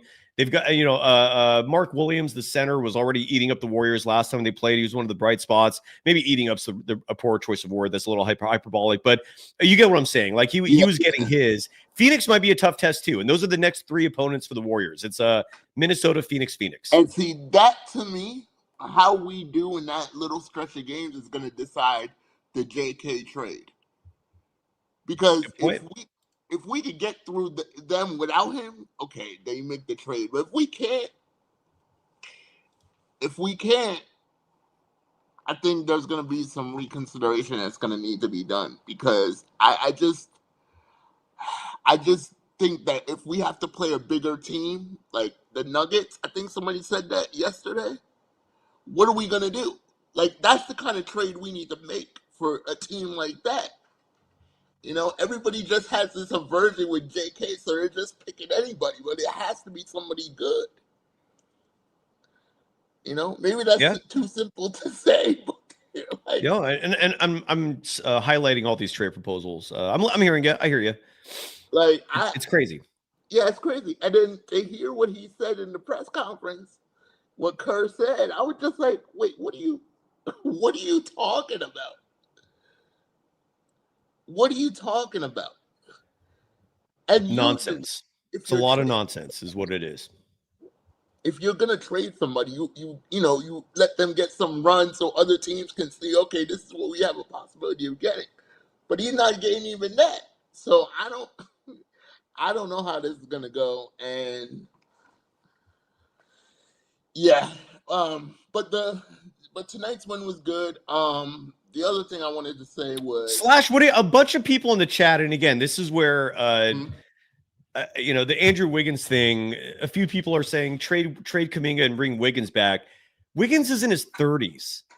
Yeah, and we all saw how that went. Like, I don't see that being realistic. No. I don't see that being realistic. We can't do that. I will say that. I think a safe criteria. No, agreed. And I think a safe criteria if you're going to trade Kuminga is whatever they get back. It's probably going to have to be on the younger side. Like if the Warriors are going to trade Kuminga, they're not going to give him up for like an old veteran who might be cooked like a year from now. They want. I know upside suddenly, like the luxury of demanding that is wilting before our very eyes. And again, Steve Kerr is not doing anybody any good with that kind of rhetoric, because all it's going to do is make other teams think they're desperate to get rid of this guy. We're not going to give up shit now. Whereas if Steve Kerr was playing him and utilizing him and boosting his value while pretending that he's not on the trade block, now his value is high and you have some more leverage. It's utterly insane. It's one of many examples why. This is organizational malpractice. Big time. The last thing I wanted to say was just about Pods, and in this game particularly, I think he did a really good job, and I also feel like agreed. I feel like I missed those 7 assists. Give me the assists, and I'm happy. And 5 for 9 shooting from 3, I'm happy. Yeah, that second point guard position, I think has made him kind of be like, okay, I need to play a lot better. Like I need to really step it up, and I think that that competitive competition of, okay, there's a guy that's coming for my spot legitimately, not like kind of, like legitimately. And I think it's kind of forced him to play a lot better. And I'm not one of those people that thinks he should be traded at all. I'm with you. I hear you. And look, if the Warriors are going to trade him, here's the question you all have to keep in mind when you're talking about Jonathan Kuminga trade proposals. And it's why I don't think Wiggins is a realistic option to entertain. Whoever you trade Kuminga for has to excite the fan base and the team next year. Yeah. That's what you have to consider. Kuminga represents the future as much as the present. So when you talk about Wiggins, he's not exciting shit for next. He's not making anybody anticipate 2026, 2027 NBA basketball. Yeah. We saw how that story went. And look, I know he's playing some okay basketball in Miami right now for a 14-11 Miami Heat team in the East, which is not exactly something to brag about, but they're doing okay. Wiggins is in his 30s. All right. And if Wiggins is one of your core pieces in 2026 with Steph turning 39 and the other two guys turning 37, you're not moving the needle. You're cooked. You're a dead franchise. You are the Clippers right now. Exactly. That's what the Warriors want to avoid. They don't want to be the Clippers of now. And Wiggins puts you in that position a year from now. And to that point, the last thing I'll say is that's why I don't think the organization wants to trade Pods. Like they will if they have to, but I don't think they want to, specifically because if they do trade him, it's probably going to be next year. It won't be this year. It'll be next year. If that, unless there's a big trade that needs to be made and they can get somebody big and they need to send him off, then they will. But I don't I don't see it. Because personally, I see his value. It's just that, again, the rotations and some of the coaching decisions aren't advantageous enough for him to really be effective as much as he should be. JK Pods Moody for Incredible the personal shots some people will come into the chat with, acting like I hurt your family. Steve Kerr's not going to come to your house and have dinner with you. You putz. And of course you're going to get banned in 2 seconds if you come on the show and just start calling me names. Like, get the hell out of here, man. Like what kind of human being are you, dude? Jesus Christ. Go find one of the other 19 shows out there who's just blowing Homer talk so that they can make you happy. Like, why are you here? No one's forcing you to watch this show. If all you want is positivity and me to blow rainbows up Steve Kerr's ass, that's what the other 19 shows currently hosting live programming right now is doing for you. Why are you here? Go away. Okay? Like, if you don't like it, go away. Otherwise, like, why are you coming into the chat with massively personal attacks? Like, get the hell out of here, man. I did see a trade that looked really good, by the way, and I showed that down below, and with Miami. And this is a trade that is far more realistic than Andrew Wiggins. And the trade proposal had, I think, Kaminga, Moses Moody, Pajemski, and you're bringing back Jaime Jaquez, who's now that's upside. That's a young player who has an uncertain ceiling, who can probably fit in right away with his ball handling skills, and he's got height to boot. Actually, Jaime Jaquez is like the borderline perfect Steve Kerr player. Yeah. And then if you could throw Norm Powell to it, all the better. Now you got a piece who can help you now and set you up for the future. That's actually a good trade. That's actually a really good trade. You think Miami would that? I apologize. Would Miami do that? I don't think Miami would. I don't think Miami would do that either. No, they're not. And again, Hamza Kassem, you're missing the point if you're still comparing Wiggins and Kuminga now. Again, next year, 2026, 2027, 2 years from now, 3 years from now, who is filling the seats at Chase Center? Look, I'm not sitting here saying Kuminga is going to be that guy, but the fact that we don't know and potential goes a long ways. There is no potential with Wiggins. That's a dead end, all right? So that's what you have to keep in mind. And that's why Jaime Jaquez is and if you could get Jaime Jaquez and Norm Powell, that's an absolute win-win trade. But I don't think Miami would do that either. No. And I also, G4M is saying that Jaime Jaquez and Guy Santos are essentially the same player. Well, did you just not hear Steve Kerr? Like, according to Steve Kerr, Guy Santos clearly plays a specific position, and that's the same position as Jonathan Kuminga, a power forward, even though in reality, Kuminga is not a power forward. But you get my point here. Like, so Jaime Jaquez, I don't think would be seen by Steve Kerr as a four. He'd be seen as a guard. But I digress. Any final thoughts, Slash? No. I'm good. I'm interested to see what happens when everybody's back and healthy, what the rotations are going to look like. That's the only thing that has me a little concerned because, And I want to say this. Shame on Steve Kerr for making blowout wins turn negative. You want to sit here and blame me for being negative? I'm not the one who DNP'd the team's fourth highest paid player inexplicably because he plays the same position as Guy Santos, and apparently Guy Santos is now a better fit. That's not my fault. I can't ignore that. The Warriors, this was an awesome win. Those first and third quarters were beautiful basketball. Yeah, Jimmy Butler, like, God bless Jimmy Butler. I'm so happy Jimmy Butler is on this team. Like, this team would be cooked if Jimmy Butler was not a huge part of it. And Quinn Post is on the ups. Will Richard is already turning into a favorite of mine. I want another head coach so that Will Richard is not manhandled, and we could actually see real potential with this guy. Exactly. I'm tired of youngsters being ruined by the head coach. I feel you. But we gonna see. We're gonna see. The memo's asking, how is Guy Santos not a better fit? You want to know why? Because in reality, you can play both of those guys together. Yeah. It's not an either or proposition. That's only in Steve Kerr's mind, that you cannot play Jonathan Kuminga and Guy Santos on the floor together. That's why. I hope I answered your question. And yeah, Ron Rader, I agree with you. That Will Richard is the real deal. Okay, let's save that kid before this head coach ruins another prospect. Yep. I totally agree. I totally agree. You know? It's crazy. So apparently, like, if there's a reality we've come to on December 7th, 2025, it's that Jonathan Kuminga and Guy Santos cannot share the floor together. Why? Because Steve Kerr doesn't like it. Case closed. That's it. Unbelievable.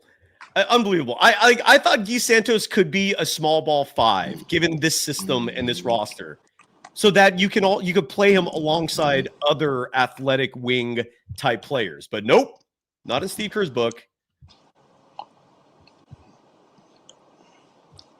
Slash, I hope you have a good night, man. I appreciate you. You too. Yeah, no worries. I think this is Quentin. Is that correct? Or is this Cam? Quentin? Cam? I'll come back to you. Let's go Bad Hombre. Hombre, been a little while. How are you doing? Hey, I'm good. Can you hear me okay? Mm-hmm. How are you? Yeah. Oh, you said you're okay. I'm sorry. Go ahead. Yeah, I'm hanging in there. I don't even know where to start. Something is just wrong, man. That was not the answer I expected from Steve Kerr. He essentially just came out and said Kuminga's done. Like that's wild, man. Some trades, by the way, Hombre, if you don't mind entertaining these that I had highlighted. So Chosen People brings up Michael Porter Jr. I don't think the Warriors are going to roll the dice with that guy. I could be wrong, and I know he's putting up some decent numbers in Brooklyn. Keep in mind it's Brooklyn. All right. Very important to note that variable in this equation. And Brooklyn's an awful team, but Michael Porter Jr. is also a former champion. I just don't know if, again, the word fit is a huge, massive, what is that verb? Is it a verb? Is a huge verb in Steve Kerr's vernacular, right? His lexicon. Is Michael Porter Jr. a fit? And I'm talking IQ. Right? This is a guy who on podcast blasts the WNBA. Chase Center's home of the Valkyries. So I really don't know if that's a realistic option. I wouldn't hate it, but I just don't know if it's realistic. We already talked about JK for Wiggins. Again, I know the upside factor, that leverage is wilting before our eyes, but Wiggins, it would shock me if that would ever be a possibility. Riz, this is a dream scenario. Trade Kaminga for Jalen Duren, but the Pistons would never give Jalen Duren up for Jonathan Kuminga. I don't think they're giving him up for anybody unless it's like a megastar, right? And as we just heard from Steve Kerr, Kuminga's not a star, right? We just heard that bold. That's a side note. That is purely opinion. Yet Steve Kerr has no hesitation to publicly call Jonathan Kuminga not a star. Yet the conversation that he had with Jonathan Kuminga regarding benching him tonight, that's private. What's not private is Steve Kerr's belief that Jonathan Kuminga is not a star. What world are we living in? Real Elise, I like this. I don't hate this trade proposal.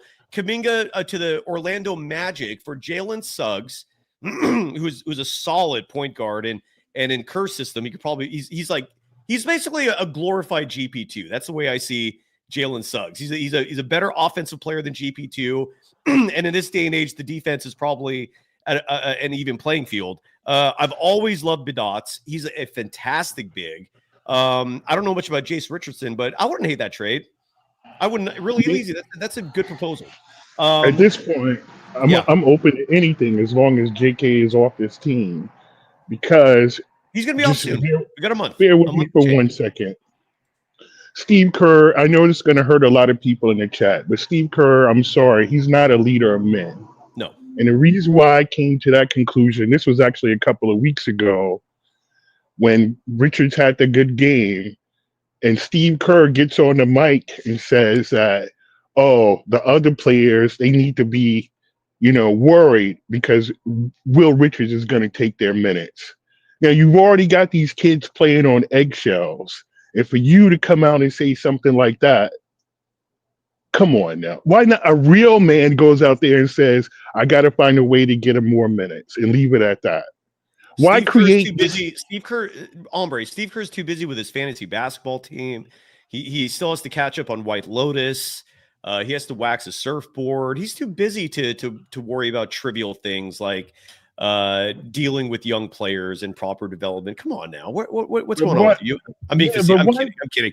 By the way, next Fiesta says PJ Washington of the Mavericks. I don't hate that trade idea either. I don't know if that's a possibility. I'll bust out the trade machine. Why not? Let's do that. Go ahead, Ombre. Did I cut you off? I'm sorry. No, it's all good. And with the thing tonight, I don't know. But, and people are going to get mad at me, JK did save Kerr's job, because if he was DNP'd in Minnesota, I think that Laker would have pulled the plug because they were going to get blown out by 30. But all the stands in the media, 95-7 the game, like, oh, his scoring didn't. By the way, I've heard, Ombre, I feel like you're a good 95-7 the game listener, at least good enough to give me some accurate feedback. Is it true that they're kind of backtracking on the Steve Kerr sycophant nature, or no, is that a rumor? No, it's just a rumor. There's still whatever he says goes, and whatever rotations he makes, they trust in Steve.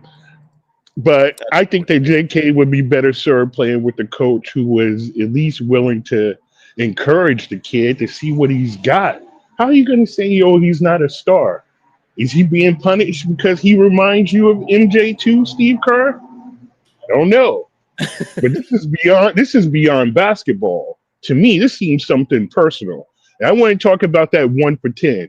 The kid went 1 for 10. So what? He still had 7 rebounds, 3 assists. Klay Thompson went 0 for 10, but apparently he's a star. I'm sorry. He's a star. Stars can shoot 0 for 10, but if you're not a star, you're going to be banished and DNP'd if you go 1 for 10. Even though you're your team's leading rebounder, that doesn't matter anymore. That mattered last year. Now it doesn't matter. Now it's back to the shooting. It's always going to be something, apparently. Jeff Porter saying that Kaminga's not a star. Yeah, no shit. That's besides the point. The point is that Steve Kerr publicly just said that. Why? In what world is that good messaging to publicly call out a player of yours as not being a star? That's insane. Oh, I can take it a step further. When Pajimski said that he wanted to be the face after Steph left, why didn't Kerr chirp in about that? He didn't have anything to say about that. But so I'm worried about the leadership on this team. Yeah. And Jimmy Butler is about to catch a stray, okay? Because you did everything you could to get traded off the Heat, but then you ducked them. You were supposed to come in and score 30. I don't care if you were hurt. You were still supposed to come in and try. They suspended you for 7 games. And then you're going to go on the mic and talk about, agenda, blah, blah, blah. I'm really worried about the leadership on this team, the leaders. I don't need to see your podcast, Draymond. Who are the leaders on this team? I think I'm still kind of salty the way they did Wiggins and Jordan Poole, because it wasn't for Jordan Poole, they wouldn't have won that chip in 2022. This kid was giving them buckets, and they couldn't play Draymond in the fourth quarter. Kerr said that himself. He said, I couldn't play Draymond, and it was Jordan Poole who was helping Steph win that 4th chip. But he was the one they sent out of town. I'm kind of salty about that. Really Ombre, worried. do you want to stick around? Jen Lena in our chat, thank you for the update, making me aware of a long clip, and we're going to play all of this right now. Okay. Do you want to stick around and then comment afterwards? What do you feel like doing? Yeah. I can do that. Right. I'll listen. Sure. All right, I'll bring you right back on. Sit tight. This is Anthony Slater. This clip is over 5 minutes long, so we're all going to sit back and listen to it. Kaminga was interviewed in the locker room and was asked about the DNP. And I'm riveted. So why don't we sit back again, turn the volume up on your devices, because Anthony Slater is using his cell phone to record all of this. And as you all know, you got the volume's low. So turn the volume up and sit back and let's enjoy the never-ending reality TV show that is Steve Kerr, Jonathan Kuminga, and the Golden State Warriors. Oh, shoot. Hold on. Sorry, screwed something up here. All right, here we go. Here is Anthony Slater interviewing Jonathan Kuminga. Thought we're going another way. And I think we just switch certain things. Yeah, that's all.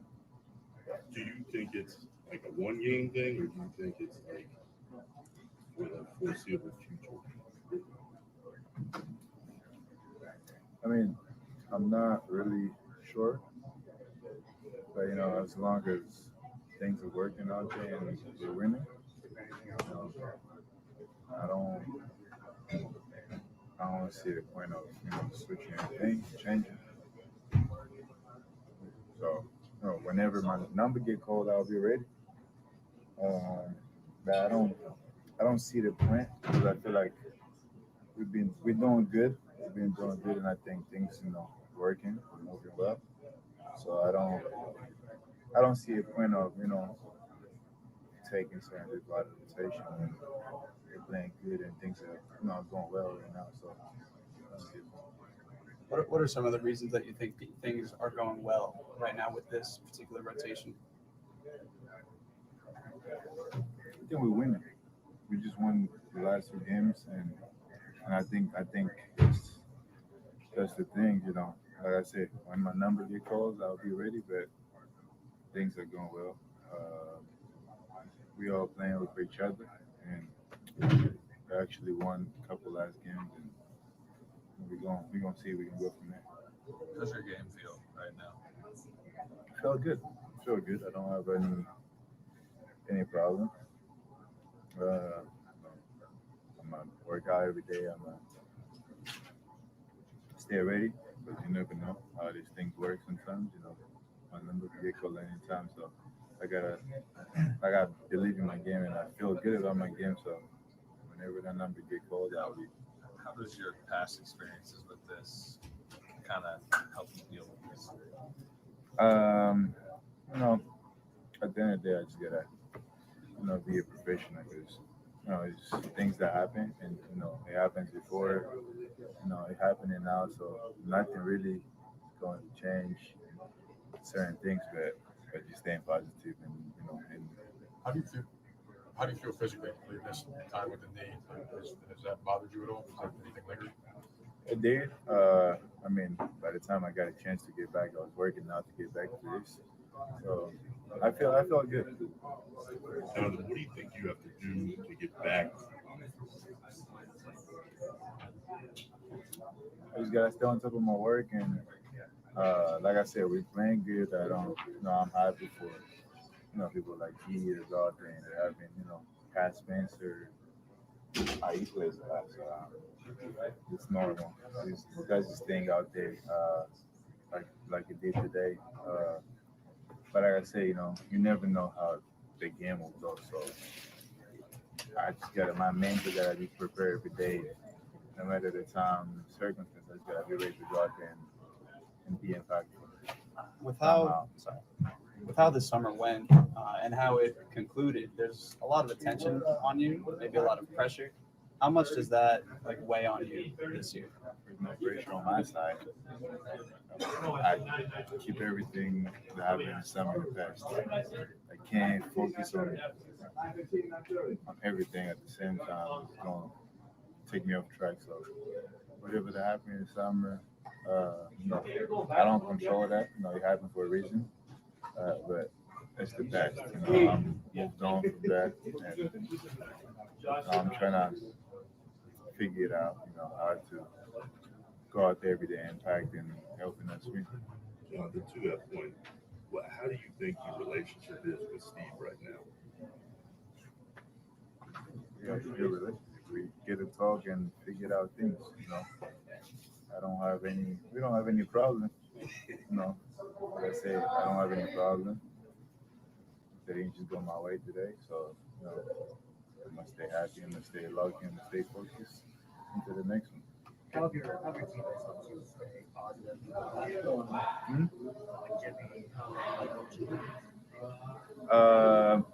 You know, Jimmy is always gonna do what they gotta do. I mean, she's been around around Will, Trace, Moses, all the young guys, BP. You know, they keep my spirits in the whole shot.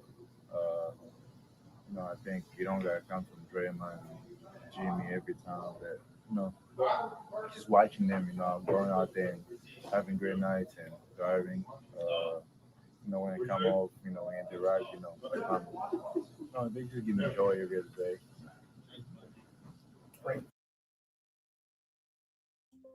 Well, look, I think that's exactly what you want to hear from him, right? I mean, no complaints. Professional. Yeah, that was professional. And again, this could be the sound of a guy who is getting paid and is accepting whatever the coaching staff wants to do, or it sounds like a man who knows he's out the door in 5 weeks, one or the other. But interesting. So that's Jonathan Kuminga. And again, this is there's one chat I highlighted. I thought I highlighted it. Oh, here. And this is oh, never mind. Forget it. Okay. Well, there we go. So we got DNP'd. He's accepting of it. Gave credit to the fact that Guy Santos can play. And yeah, there we go.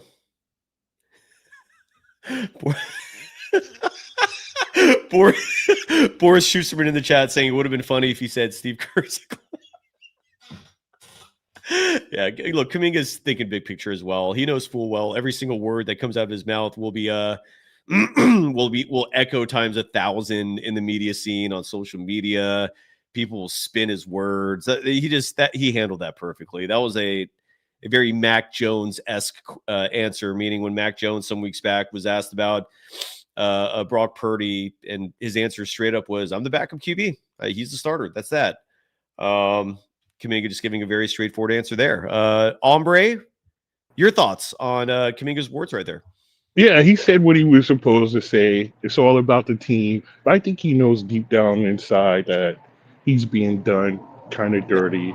But like I said, the 1 for 10, that happens, chat. That happens. You go out there the next game and you keep chucking them up. They'll fall. Why is he the only player on his team who can't go through a bad stretch? Buddy Hill was sucking it up. Hodge was sucking it up. I mean, I'm not trying to call them out. I'm just using this as examples. But it seems like he has a rough stretch. Oh, get rid of him. Oh, we got a DNP. I don't get it. And they said, oh, well, what about the other things? Didn't he lead the team in rebounds with 7 last night? Didn't Kerr say that's what he needed him to do? That's why I said I think this is beyond basketball. It almost feels kind of personal.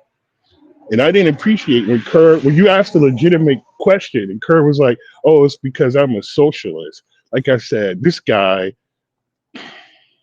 I think they should bring in Caron Butler next year. I know. By the way, Ombre, do you know who's Scap? This guy, chat saying Scap, SKAP, did a whole video saying how bad Kuminga is. I don't know who Scap is. Do you know? Oh, you talking about Scap Attack, the guy who did the LeBron videos, and he now goes on Jason Whitlock's show. He just likes the sensation. Yeah, he's a YouTuber. He likes to. Okay. Yeah, he did that video on LeBron called "The Last Choke," and he talked about how LeBron was always choking in them. So I think he's talking about Scap Attack. Gotcha. What I'm saying is this. Did a whole video saying Kuminga sucks. So yeah, well, if Scap said it, then it must be true. But like I said, you just got to keep going. The 1 for 10. Look, I watched the game. I don't know if people are actually watching the game the way the people like Armando, you and myself watch it. Yeah, Oliver, here's what I know. I hear what you're saying. That if you watch the game, you actually see the nuance of it and understand why there's so many gripes. I'm going to take it a step further because I see. I don't like. I don't like the argument of I watched the game because I feel like that's what everyone says to before they espouse a point that immediately offends so many because the insinuation is I watch and you don't. Here's what I've taken from all this, and I don't know if you agree with me or not. I feel like everyone who actually has played the game, and when I say played the game, I don't just mean like you played in PE in grammar school. I mean like organizationally for decades of your life to the highest levels you possibly could in terms of where talent and effort were going to take you. If you played the game organizationally, you see what's going on and you're just blown away by it. Like you don't understand the lack of emphasis on size. You don't understand why Steve Kerr is not playing the best players. It's just mind-blowing. You look at a player like Jonathan Kuminga and your immediate reaction to that is, wow, that kid is someone who could potentially be a star. He just needs fun. He just needs minutes, right? And then he needs a coach who believes in him. Never played, who are primarily just observers, right? And so they've never like the smell of an indoor gym doesn't immediately evoke nostalgia, right? Into their senses, or who don't understand that even a 2-inch difference in height between you and the other player can make a profound difference in terms of how much easier it is to defend or score, stuff like that. Like that's the vibe I'm getting because again, nearly every NBA current and former player sees Kaminga and sees the situation and goes, what the hell is going on here, right? And then all the people who either are in the media kissing Kerr's ass and or just casual observers who watched and they're enamored by the game, seeing it on TV, like they're the ones going, well, Kerr's got to be right. He won 4 championships. And that's the divide. Like that's what I see because I've yet to speak to anyone who has actually legitimately played this game and have them tell me, oh yeah, man, Kaminga sucks. Steve Kerr's a genius. Like I don't hear that rhetoric from people who've actually played the game. But that's just me. That's my perspective. You're 100% right. But and to piggyback off of that, a lot of times I don't know if people notice, but Kaminga is giving up wide open dunks to do what Kerr says, make an extra pass. I mean, you're right there at the rim, like he did it last night. He had a wide open dunk, but he passed the pods. So I don't know what else the kid can do. So it's probably at this point better for them to just part ways. But be very careful, Warriors, because I'm worried about Jimmy. I'm not trying to say anything, but what happens when he loses his joy again? Because didn't he do that with his 5 other teams? So I wish we had inside. We haven't gotten to that point yet. We shall see. By the way, chosen people in our chat saying that they played 3 years varsity. Varsity what? Football? Because you say you suck with football for college, or did you play both? And you're saying Kaminga's not a star? Well, no shit, he's not a star. That's never been the issue. The discussion is development and what needs to be done for him to become a star. Not to mention chosen. Again, we literally have people coming on this show for interpersonal communication, actually talking it out with me who did play D1. Alan, as a perfect example, he's on here tonight. Chosen, why don't you ever come on the show? Let's see and hear you, and why don't you? Because why should I believe you? You're an anonymous person in the chat. When I say keyboard warrior, it's for this exact reason, because anonymity emboldens people into talking mad shit and making crazy proclamations like this. Why should I trust you? Come on the show, man. Let's have a conversation and explain to me why you think the way Steve Kerr has treated Kaminga is justifiable. Otherwise, you're just another keyboard warrior, man. It's I don't know what else to say here. I'll give you the link again. I'll post the link right now, chosen. If you want to come on the show, let's talk it out so you can explain to me why you think Steve Kerr, the way he's handling Kaminga, is right. Yeah, Ombre, go ahead. No, I was just going to say, don't let the Kaminga turn into another Ryan Rollins, a person who said, oh, he sucks. He was averaging 1 point a game with us. In 2 years with Doc, he's up to 18, and they're talking about potential all-star. So you never know. But like I said, it just seems personal. That's my only thing. It just seems something beyond basketball, because you can do the other things. All right, Ombre, Like, last night I had a passes show that went 3+ hours. So I want to keep it shorter tonight. Okay, Any final okay. thoughts? No, that's all I wanted to say. And another thing, chat, remember, it was the Bulls. They were on a 6-game losing streak.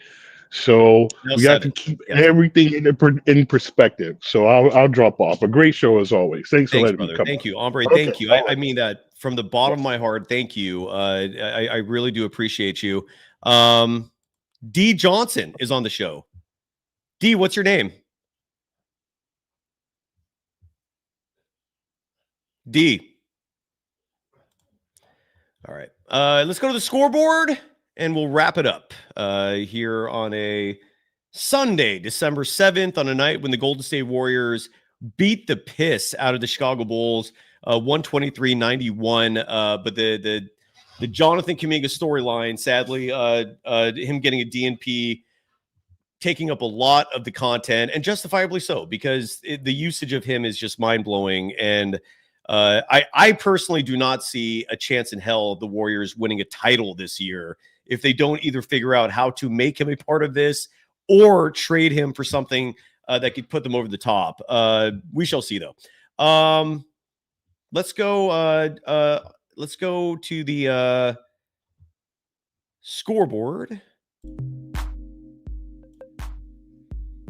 Again, on a Sunday, December 7th. What happened in the association tonight? Not a shitload of games, a decent amount of games. The New York Knicks improving to 16-7 with a 106-100 win tonight over the Orlando Magic at Madison Square Garden. My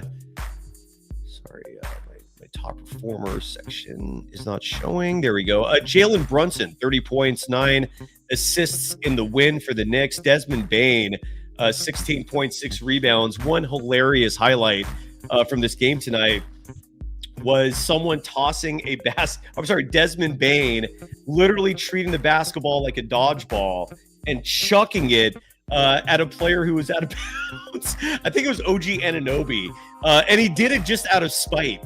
Like I think OG Anunoby was on the ground. He fell or because of the action, he went down there. Desmond Bane gets a rebound and just whack, like Billy Madison style, just throws it right at OG Anunoby.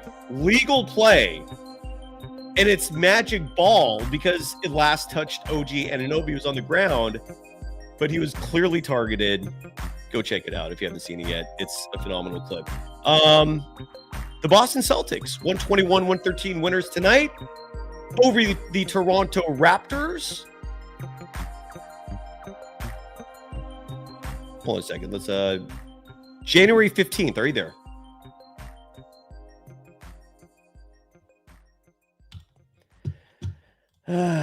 Elsewhere in the association, again, the Celtics winning 121-113. The Celtics improving to 15-9. The Raptors dropping to 15-10. Jaylen Brown starting to enter the MVP conversation. True story. 30 points, 8 rebounds in the win. Scotty Barnes, 18 points, 11 boards, 8 assists in the loss. Shardall, you made it, buddy. How you doing? Hey, what's up, Cy? What's up, closer? I'm a big fan of your show, and you make some great content videos on the platform. Thank you, friend. I try. How are you doing on this Sunday night? Did you enjoy that Warriors game? It was a butt kicking. It was fun. It was a great win. What was the score? What was the final score? Penley Tomlinson, how has Kaminga brought on the negativity? What the hell has he done that's so wrong? Penny. He literally did a 5-minute interview where all he said was the right things. How has he brought on the negativity? Because Kerr doesn't like him? Somehow that's his fault? Come on, Penny.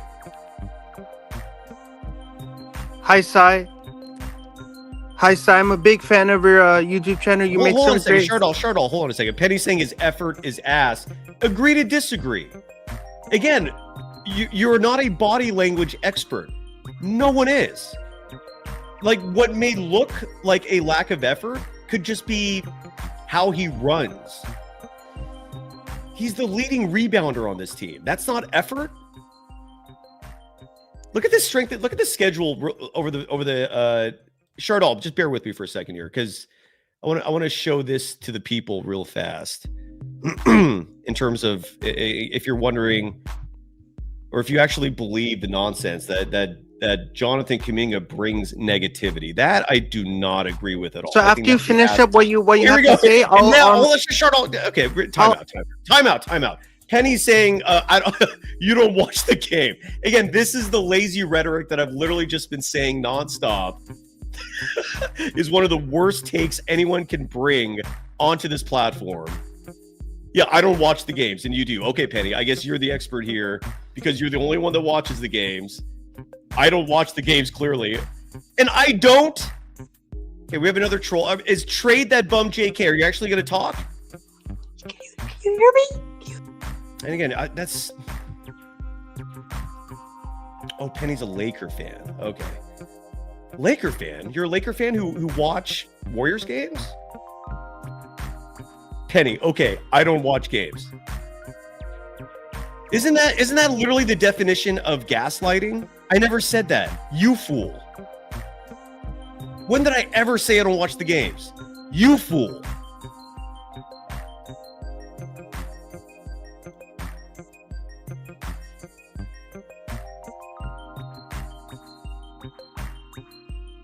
No, I did not say that, Penny. Now you're just making up accusations. I did not start the show saying I did not know the game was on. What show do you think you're watching? Jesus Christ, Penny. What is... God damn it, man. No, I did not, bruh. Never said such a stupid thing, man. Check your hearing. Clown shit, dude. And the only people who actually who hate Kaminga, who are willing to come on the show, are just trolls who want to use like Mickey Mouse voices. Hey, Sai, I'm being real. I'm being genuine.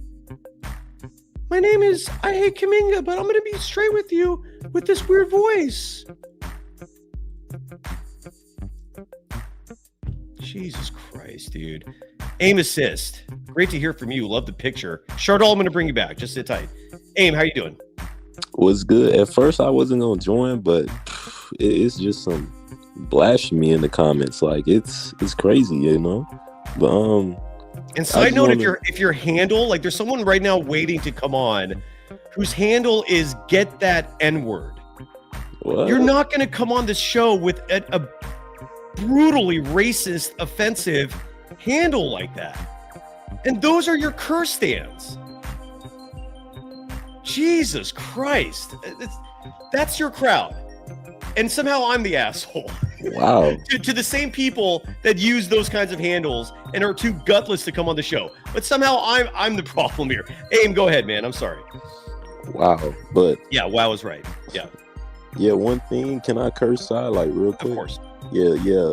All the haters that just come in here just want to talk about y'all pussies, bro. Like y'all, like I never see y'all join the chat. Y'all never come up here and talk. The only people I see come up here and talk is people that are logical. Y'all never come up here and talk, bro. Like, why are y'all so scared? The link is right there, bro. You don't got to show your face or nothing. All you got to do is talk to Sai about Steve Kerr and why you love him so much and why you love to, be on his meat and everything. But the second thing I wanted to say, though, is talking about JK can't be a star. I mean, if you don't see the potential, then you couldn't have played. Because the difference between JK, Franz, Denny, and damn near everybody in his draft class who's had a team by themselves, they just have more opportunity. And JK, obviously, development is late. But if he would have got developed, at the same time, like with the same amount of resources and everything, he would be on their level. I promise you. Or maybe a little bit below. There's not that much problem with this team, Aim, is Steve Kerr. I want to give this person one more chance. Aim, stick with me. D. Johnson claims they want to come on and they're being genuine. D. Johnson, are you there? I've tried to bring you on twice now. Can you hear me? I can hear you now. Yeah, what's up, man? Okay. Oh, man. So here's the Kaminga thing, right? I think Kaminga may be good in the future, but he hasn't really developed his game much from when he came from the G League. He's still the same player. He's not a great outside shooter. He's really good when he slashes. He plays a dunker. He's really good when he's being active, moving around. But he wants to be a 1v1 guy. I mean, he said he wants to be the Kobe guy, and that just doesn't work in today's basketball. Well, real quick, first It's of all, not what's gonna your work on first this name? team. D. What's your first name? Daryl. Daryl. First things first. He never said he wants to be the one guy. He said he looks up to Kobe Bryant, and that's who he aspires to be someday. That is not the same as saying I want to be the guy. So he's never actually said that.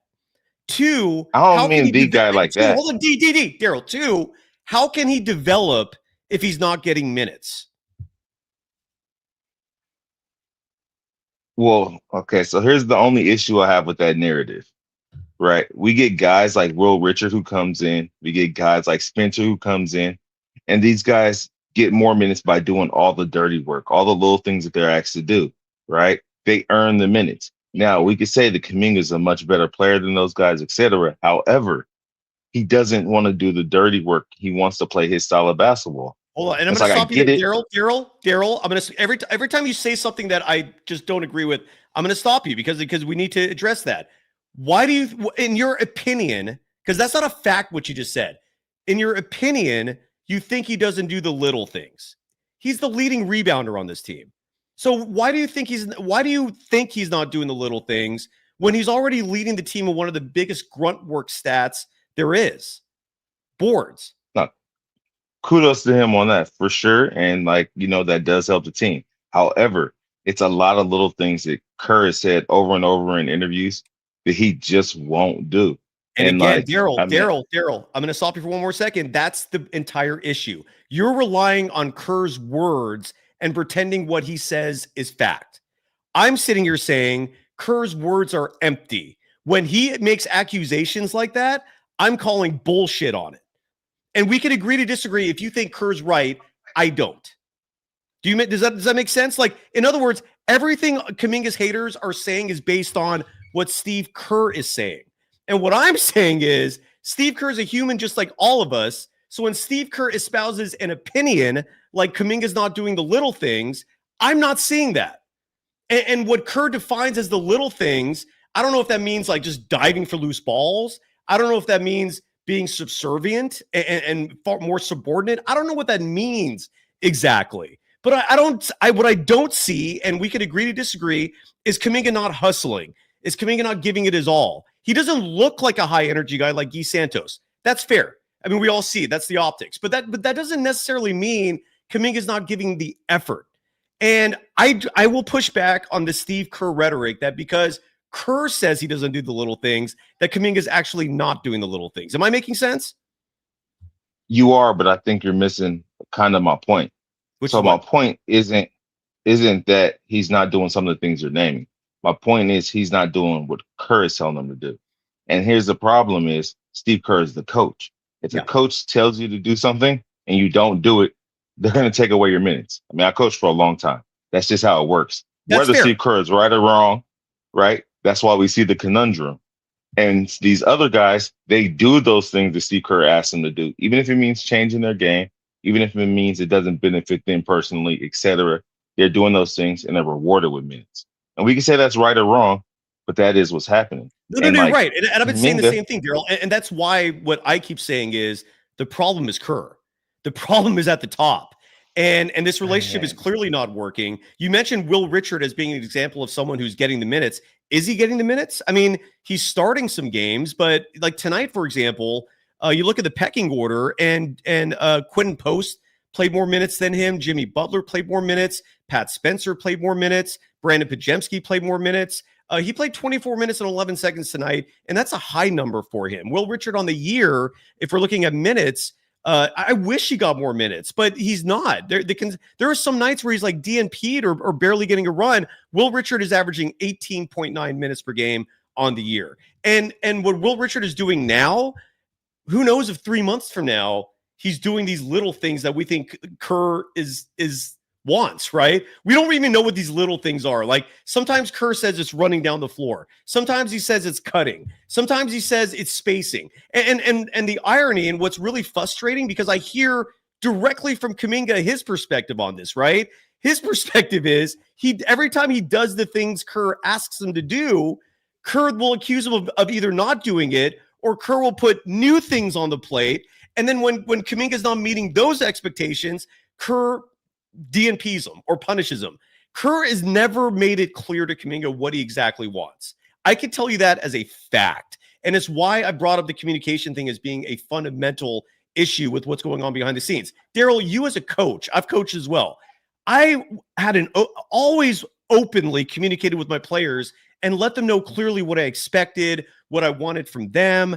And that's the breakdown here. There is not a lot of communication between Kerr and Kuminga. I wish there was, but Kerr doesn't communicate with most of his players outside of the stars. I don't know. I think though Kerr has said several times he wants him slashing more. He wants him moving more. And Kuminga wants to kind of play on the outside and go 1v1. No. And that's where you're wrong. That's where I haven't seen him slashing, and I haven't seen him moving without the ball, getting to the open spaces. I wish he would. He plays amazing when he does those things. Yes, Daryl, when Kuminga is standing in the corner, that is a coach telling him to do that.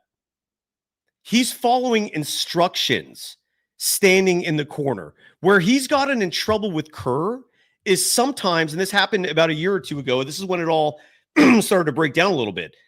Kuminga would just stand in that corner. It would hurt the team.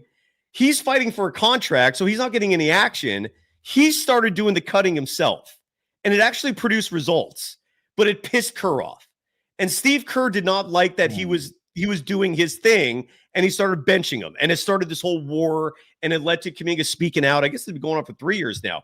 The cutting stuff, all the stuff you like, Kuminga at first was doing that against the coach's wishes because all the coaches want him to do is stand in that corner. Now, sometimes they're asking him to do that, and he's confused. He doesn't know what the hell he's doing, and he doesn't know what the coaches even want from him anymore. Do you see why this is such a cluster F-bomb? So I don't know about that one, man. It's a motion offense. All the other guys are moving around. He's one of the only guys who doesn't. I can't see Kerr telling him to do one thing that he doesn't tell anybody else to do. I mean, I do. I'm literally telling nobody you else is playing like that. Daryl, I'm literally telling you what Kuminga told me. Are you calling me a liar? No, I'm not saying you're a liar, but maybe Kuminga's confused, man, because that doesn't make sense. It doesn't add up to our offensive style. It doesn't add up to what anybody else is doing on the floor. Kerr would have to literally be just trying to hurt the guy, which is possible, but I just can't see that. If you watch the offense, Kuminga's not the only one that sometimes stands in a corner. You act like he's the only one doing it. Almost every set, you see typically one or two guys on the opposite end of the court standing there waiting for the action. When the action comes, that's when the motion is set, right? But until the action comes, those guys are standing there as decoys, basically standing by. And Kuminga at times, when he saw the offense just being lulled, he has broken decisions, and that's where the problems have started. This was like 2-3 years ago. He hasn't been doing this lately, but Kuminga would make the cuts himself. You'd see these amazing offensive plays, and Kerr would get pissed off because Kuminga did not listen. And then Kuminga would go, okay, I'm sorry. And again, Kuminga's fighting for a contract, and that was a huge part of the problem with his early years. Now he has his contract. You hear him being saying all the perfect words and saying exactly what Kerr and the coaching staff and the organization wants to hear from him. But make no mistake, man, him standing in that corner, coaching decision. You see that every play. It's the opposite. It's the weak side, man. The weak side, usually there is no motion. You see the three guys on the strong side, they're setting up the splits, right? And when those splits happen, if the action comes to the weak side, then you see the weak side getting into their splits and into their motion. But Kuminga is being asked routinely to just sit and wait on the weak side and hope for something to happen. That's what's going on in reality. I mean, so in an offensive set, right? You set up like that.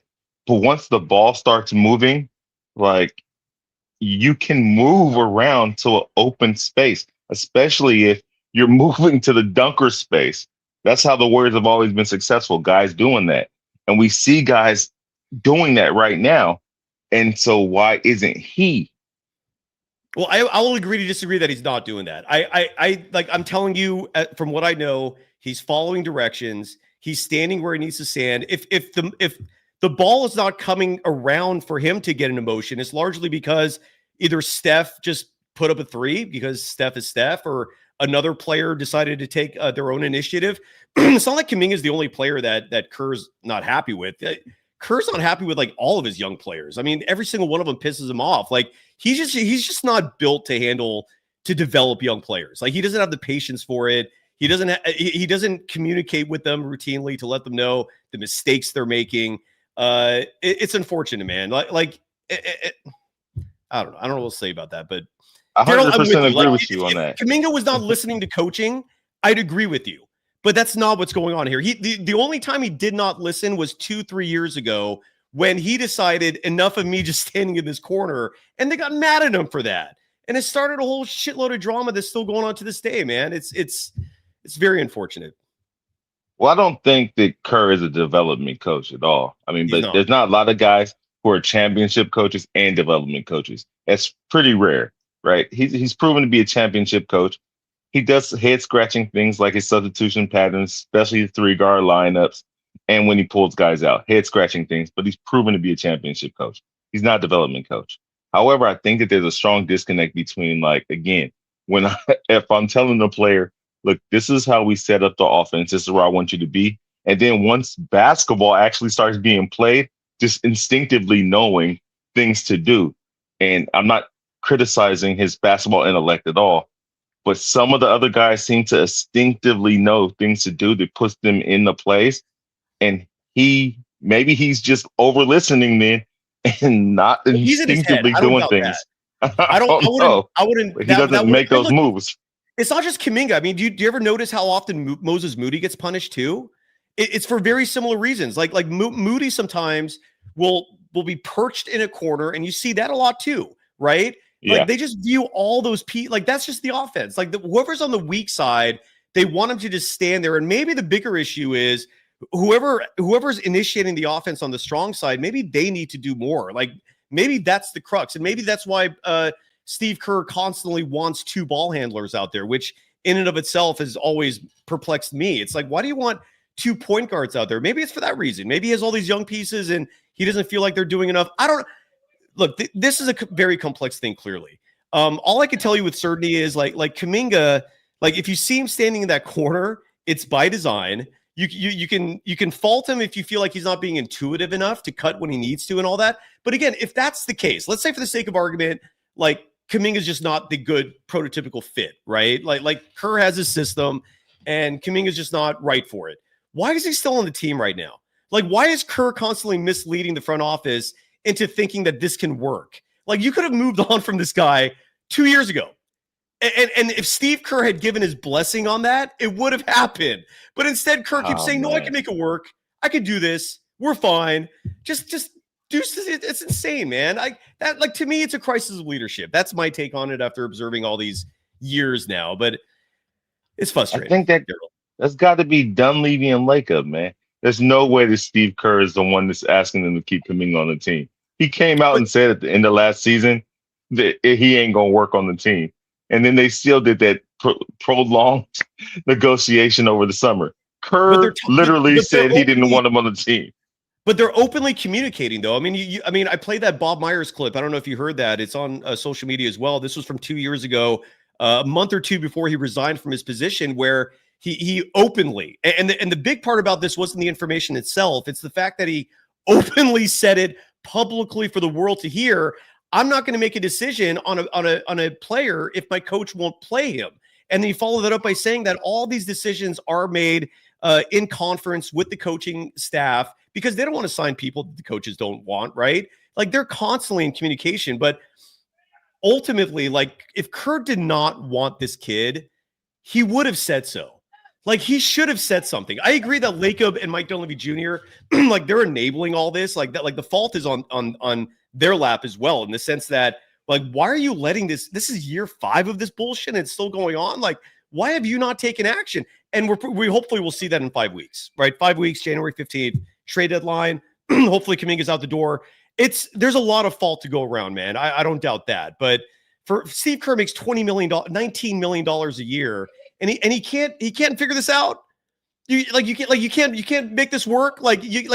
Tell your front office you can't make this work. Then I can promise you this: He has never told the front office, trade him, I can't make this work.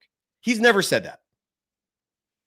Well, And I he think should've. that's because, well, I think though everybody sees the potential in Kaminga, and potential only means something if it's actually if you live up to it. However, I think we all want it to work, but I think we're all seeing that it's not going to work. So I think that maybe he truly wants it to work, but it's not a good fit, man. It's not a good fit, and I Again, really hope the no best for him in his pushback, future. no pushback there. I just wish Steve Kerr, he's the one in charge, and for the amount of money you're making, for all the power you have, the unchecked power, zero accountability. I never see consequences for any of his decisions or actions. It's like, how can you not handle this, man? Like if you're this great coach, how are you not making this work? Like at a certain point, like where's the culpability on the head coach? Like Kaminga came into this game as an 18-year-old. He's now 23, and you've been his coach for 5 years, and you couldn't figure out how to utilize this talent. And if there were other examples of young pieces that did work, I would think maybe it's more on Kaminga. But the fact that we have a track record of Kerr as a head coach for 12 years and counting with 0 young players developed, that does say something, right? And so from my book, this is just my opinion, this is on Kerr. And he might be gone soon. And that's a huge reason why maybe Kaminga's not traded, is because the front office sees the situation and goes, well, Kerr is gone at the end of this year. So why don't we just write it out, and then whoever takes over next can finally utilize Kaminga properly. Maybe that's what's going on. Could be. I don't know. Hey, man, I'm sorry. I've been a Warriors fan for a long time. I do not want Kaminga to be my future, man. We saw his style with guys like Jay Rich. I love Jay Rich, but he couldn't get him over the top. We saw his style with Jason Richardson. Jason Richardson.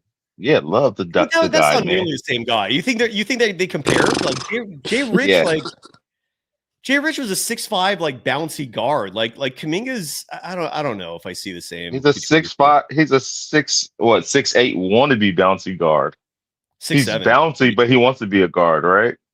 He wants to play a guard style. He sees himself as a 3. Is how he sees himself. And I don't know. He really reminds me of Pascal, to be honest. Wow, really? Yeah, man, he does. That's dark. Although Pascal, man, he just needed to find a good fit, man. That guy could ball, but he didn't fit well. What are your thoughts on all this? Yeah, Jason Richardson is crazy. No, I disagree. No, I heavily disagree with this. Because, bro, size. So, like, when we're talking about, like, a player like Denny, what do you think is the difference between him on the Wizards and him on the Blazers? Denny Avdia? Yeah. What do you think is the difference? The surrounding cast. Yeah, the confidence and the usage rate, right? They was playing Kuzma and Corey Kispert over this dude. Yeah, good. That's a great point, man. Like, that's crazy, like, you know? And Daryl, truth is, and Aim, I agree with you, the Warriors are deathly afraid of trading Kaminga and watching him reach his potential with another team. Because that is such a huge egg in your face, especially if Kerr's leaving regardless. Like what's the benefit there? Like, I think that's why they're in such a tough spot. Because, and look, Daryl, none of us know what this kid's going to turn into, right? That's where all of us are playing the guessing game. Like, none of us know what he could turn into. But the potential is there. And if he turns into something really special, man, like, and he stays on the Warriors, that's amazing, right? If he turns into something special with another team, that looks awful. And then you're looking at like dark years of how many years forward is it going to be dark times if they trade Kaminga for like a role player and then Steph just turns into like an old man and retires like 6 months from now or a year from now. Draymond's getting old right before our eyes. Jimmy Butler's 36. You know, like that's the worry, man. This whole thing's very complicated. I just wish Steve Kerr was not like this, man. So damn peculiar and nitpicky and like just develop. Just give the kid minutes, man. Just put him out there and sit your ass on that chair and just watch. Like, he can't just sit still, dude. He's a fidgety. Anyways, I'm done. Daryl, any final thoughts, man? I appreciate you coming on and pushing back. I really do. I mean, I think we would all be like egg in the face if we saw him go somewhere else and be a star. However, if I'm being honest, like just doing a scouting report, man, he doesn't really have a bag. He doesn't really have a shot. He is uber athletic. Maybe he could develop those things. Daryl. But I don't see that dude Daryl, being a star, man. look at the film. Look at his film from high school and his 1 year in G League Ignite. Watch that, and then sit here and tell me that you don't think he has a bag or a shot. It's what we see now is so egregious. Like, he has regressed. And that is a pattern with every young player who plays for Kerr, dude. They all get in their heads, and it's largely because none of them have stability here, man. None of them have security. None of them have a confidence of a coaching staff to where they can play through mistakes. Like, all of them are worrying about hitting the bench if they make one turnover, or if they miss one shot, or if they take a bad shot. Like, that is not how you develop talent, man. It isn't. You have to let these guys play through mistakes every now and again. And Kerr doesn't roll like that. And that's never going to work, ever. All I'm saying is, man, anybody like Kristen Peak was on the show last year, and all she does is scout talent. Like, and I've seen the film myself. He was something else coming out of high school, and then that 1 year in G League Ignite. His shot is actually beautiful, but with this, I mean, he's in his head. It sucks. It really sucks. What age do you coach, by the way? Do you mind if I ask? Is that too personal? High school. So, like, how do you run your rotations like that? Like, do you have like 14-man benches and like and play everybody? Like, how do you run your team? Well, definitely not. Right now, I'm not coaching though. I'm out of coaching this year. Just handling families, money, all that stuff. No, but I'm not judging, man. I'm I sorry. don't go that deep. I hope you find another job soon, dude. I never wish unemployment on anybody. It's a rough scene. And we're in a recession, but no, yeah, my job made it difficult to coach hours wise. That's why. Yeah. Fair enough. Well, good luck in finding something else, man, and come back. I'll have these conversations all day, every day. Really will, man. And I get your perspective too. I get some people looking at him like Rick Barry, for example. Like, he texted me last night and he was like 1 for 10 shooting. Like, he was in shock over that, but he didn't watch the game, right? And then I had a conversation with him. I'm like, Rick, he played like 20 minutes. He did grab 7 boards. The shot was bad, but Evan Mobley was his primary defender on almost every possession. And then we have a conversation about the minutes. And then every time we do that, he's like, yeah, I see your point too. I see your point. But the consistency is the issue I think that everybody has with Kuminga. There is no consistency there. And my pushback is always, dude, there's no minutes. You can't have consistency if you don't have minutes. But we also just heard Steve Kerr tonight made it very clear he's not a star. And so he's never going to get like that, that stability with Steve Kerr as the head coach. And I'm fascinated to see what happens in 5 weeks. I am riveted, dude. I really am. Daryl, any final thoughts? No, I just appreciate you having me on. So God bless you. Appreciate you. Come back, please. Okay. I mean that genuinely. Aim, any final thoughts from you? Yeah, I will say this again. When Kaminga gets 30+ minutes this year, he actually shoots 52% from the field and 41% from 3. Correct. So all this he doesn't get a jumper bullshit is just talk. And then people claim they know ball so much, bro. Man, Scotty Barnes early in his years had the same type of issues with his jumper, like the just inconsistencies in his jumper, settling for jumpers instead of driving to the paint like he's supposed to do right now. Defensive awareness. He has some of the same issues.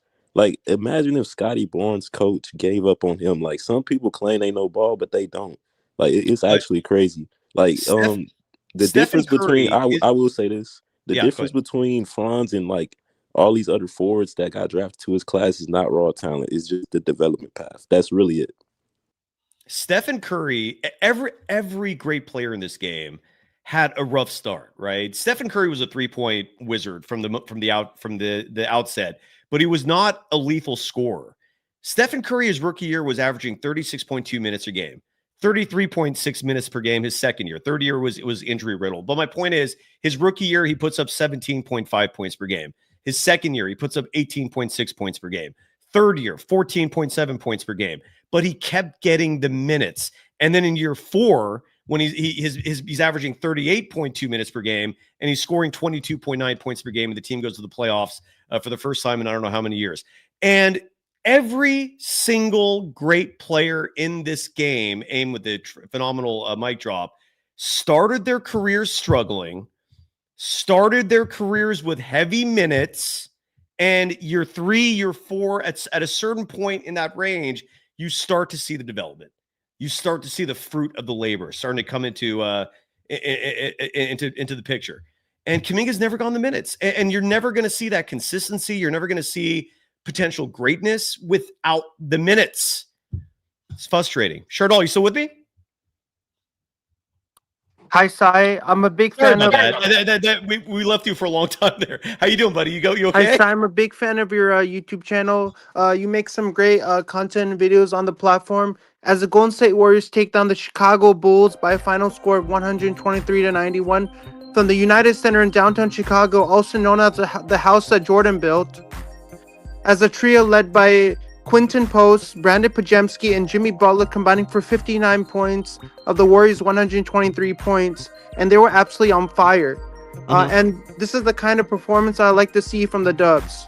And I could see that this team was playing with so much grit and heart and determination, and they really wanted this win badly. Like, the Warriors really wanted to take down the Bulls, one of the worst teams in the Eastern Conference. They're on a 7-game losing streak. They're on a 7-game losing streak. What were your thoughts on the win for the Warriors over the Bulls? It was a great win. The starting lineup, the lineup that started the first and third quarters was exceptional. Quinn Post is solidifying his role as the starting center on this team. Jimmy Butler is still an elite basketball player. Will Richard, I'm already enamored with, and I want a coach who can actually develop him properly. I'm already getting worried about Will Richard here, Shardal. It's getting concerning. And Pat Spencer, the stash is loose. So all the Warrior fans in the chat are hating on Pajemski and saying that Pajemski should leave the Warriors. He made a statement tonight. He closed on all the Warrior haters today. He got 21 points today. Brandon Pajemski was on fire today. All the haters in the chat are saying how Pajemski is like he shouldn't be on the Warriors. They're hating him, But tonight he had a good game. He slayed it today. He had a great game today. And I was actually impressed by that because I was never expecting that Pajemski would have a really great game. People will focus on the 5 of 9 shooting from deep, and that is exceptional. Brandon Pajemski, 21 points tonight. But what I keep looking at, those 7 assists. Be a point guard, and you got my support, Pods. End of story. So can we go over the scoreboard and wrap up the show? Sunday night. That's why I'm your closer. And there's a reason why you make me the closer, because it's an honor to be the closer. It is. It's an honor, and I have to give you all the credit and kudos that you make me the closer every single night. There's only one. Shardal, right back. I'm like the Camilo Doval of Golden Days. The Rob Nen? No, Camilo Doval. Who's that? He's the closer for the Giants. You don't want Brian Wilson? You're sticking with modern closers. Camilo Doval. Okay, Camilo Doval. Well, the Denver Nuggets improved to 17-6. They had the good fortune of playing the Charlotte Hornets in Charlotte tonight. The Nuggets improve, again to 17-6. They win 115-106. Charlotte drops to 7-17. In terms of top performers, Nikola Jokic, huge surprise, 28 points, 9 rebounds, 11 assists, 1 rebound shy of a triple-double. Miles Bridges, who reportedly is on the trading block, 24 points, 9 rebounds, 8 assists. Shardal, would you trade Jonathan Kuminga for Miles Bridges? I would not trade Jonathan Kuminga for Miles Bridges because I like Jonathan Kuminga and I wanted to stay on this team, and I will give him, and I love the man so much. He's such a great player playing in G League Ignite, coming over to the Warriors. I don't want to see this man go because I have so much admiration and love for Jonathan Kuminga. I don't want to see him leave the Warriors. Desert Rio in our chat, do me a huge favor and stop pretending career minutes means a thing. Look at the minutes per game. All right, Jalen Johnson missed almost an entire season, so of course Kuminga is going to have more career minutes. Minutes per game, Kuminga career-wise is at around 22, Jalen Johnson around 24, 25, and more specifically, if you want to be relevant and accurate, this year, Jalen Johnson's playing 35 minutes a game. Jesus Christ, Desi. Like, you just, like, and I saw those light years douchebags originally try and bring that thing up, pretending it means like it's a real stat. Is that what you're going to? to be uneducated? Jesus Christ, Desi. So you know the song. You know the song. Why do some people just refuse to listen? The reason why people refuse to listen is people don't have that mind filter to filter out all the negative thoughts that are going on in their head, and they can't. They're so upset with what's going on in their lives that they can't get over it. I mean, it's just like, get over whatever's going in your life and put more positivity in your life. Eliminate all the negativity. Well, because people have so much negativity in their lives that they can't get over. They don't think anything positive because everything is like negative, Nancy, negative this, negative that. Everything is negative for people, right? I just don't appreciate that. Be more positive in life. Like, I've never in my life had. That's why my parents grew me. That's how my parents raised me to be a very positive and upgoing guy.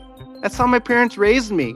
Your parents did good, Sherdal. They raised me as a very positive and happy guy with a lot of spirit. The Portland Trailblazers, they lost tonight to the Memphis Grizzlies. Memphis was at home at 119-96 winners to improve to 11-13 on the year. Portland drops to 9-15. Salty Aldama, 22.7 rebounds in the win. Denny Avdia, a lot of people in the chat wanting him on the Warriors. Portland will not trade him, folks. Believe me, I would love him too. I would love Denny Avdia as well. Portland will not let that dude go. And Denny in the loss tonight, 17.7 rebounds, 7 assists.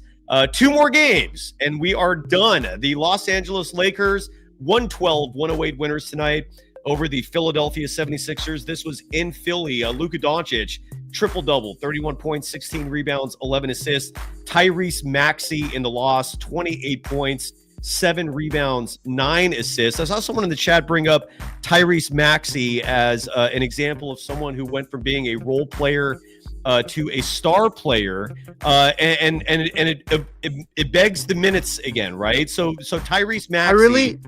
I really miss Sharia. She is such a great addition to the show. I really miss that Sharia was not able to join us tonight. I know she's busy. But it's really great whenever she can make it and she can join the show. It's really great having her on whenever she can be on here. But I know people are busy. They have busy lives. They have to deal with they have to run errands. They have to take care of stuff. I know that people are busy. So she can't join every show. But whatever show she can join, she can be on there. And in case you're absolutely right. And Tyrese Maxey, and I love her. Agreed. As a fellow Golden Dazer. Absolutely, platonically, of course. And Tyrese Maxey played 61 games his rookie year and averaged just 15.3 minutes, kind of like Jonathan Kuminga. Year 2, Tyrese Maxey averaged 35.3 minutes per game, and he scored 17.5 points per game. They need minutes to learn and develop. Year 3, 33.6 minutes. Year 4, 37.5 minutes. And you see what Maxey's doing today, averaging 31.6. For me, I really love Steve Kerr as a head coach, but I can't stand him putting all these bullshit lineups every single night and realizing that you're going to get some success out of the lineups that you put every night. You think that you put the lineup you put and you throw that lineup out there, you think you're going to be successful. Sometimes he's an egotistical maniac who thinks he can put all these lineups and think like some guy's going to have success with all the lineups he puts every night. Sometimes he takes Spencer out and puts Santos in, and sometimes he takes somebody out from the game and replaces them with another player. I'm like, what are you doing, Steve Kerr? Like, do you understand what you're doing? You're an absolute asshole, and you put all these lineups every night. Think more accurately with your brain. You have a brain to use. Use your brain. Why do you have? If you don't have a brain, take your brain out. I mean, you have a brain and a mind for yourself. Use it. Use your mind, you asshole. Use it. You fool. You little piece of shit. No, you're on fire. Sherdal, my mom, who I love dearly. Hi, Mom. This might be one of my best calls so far. Actually, agreed. Good self-awareness. My mom asked me recently. She goes, "Steve Kerr seems like a nice guy. Like, do you think maybe you're going too far criticizing him?" And my my response to that was because my mom's also like her and Kerr's politics are very aligned. So and this is where I think a lot of people come from as well. They see his politics and they're like, oh, well, he must be this really good person. And I'm not attacking him personally, but what I told my mom, and Chardal, you reminded me of this because he said nearly the exact same thing, is, Mom, nice or not, the ego is massive. And for someone in his position, that just cannot be ignored. And I mean, Steve Kerr is a good coach, but he has a big ego, and his ego can lead to failure. Like, it can lead to disastrous effects. Having a big ego, it's good to have an ego. I'm not saying having an ego is not is not a good thing. I mean, you have an ego, but don't have an ego that's going to lead you to making your team is going to crumble. You make bad decisions. I have a big ego too, but I don't let my ego take over me. Like Draymond Green has ego, and he does all bad, or he gets suspended on the court. He has a negative ego, and then he gets suspended for games. Draymond Green, he has the biggest ego. Draymond Green has one of the biggest egos I've ever seen. Like, you'll clearly understand where I'm coming from. I do. Cheryl, you're on fire tonight. I'm just keep going until you're done. I'll shut up. Man, I love, the Warriors are such a resilient team. I mean, they're just having a great time. I mean, like, it's just seeing this team flourish is one of the greatest things I love to see. Seeing this team just have fun out there on the court, passing the ball around, getting everybody involved. It's very fun to see this team, right? Like, this team is the most engaging team I've ever seen as a Warriors fan, seeing this team for so many years. Going to Oracle Arena and watching games, and then coming and watching games at Chase Center. But for me, Oracle Arena was better.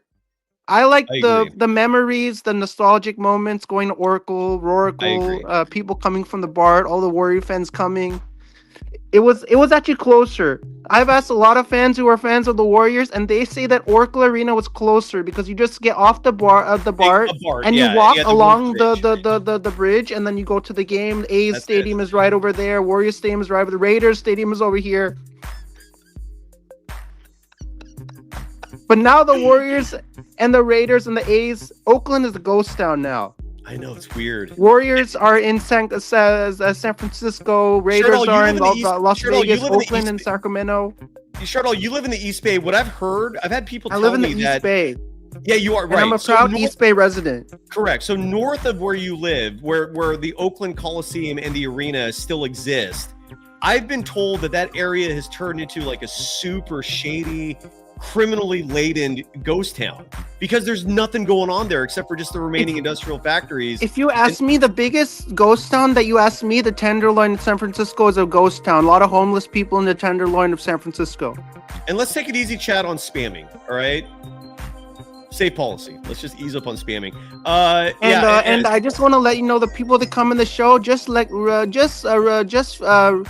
I'm letting you know that this is a family-friendly show, so can you please keep the swearing to a down low, please? I mean, you could swear, you could swear, but please don't.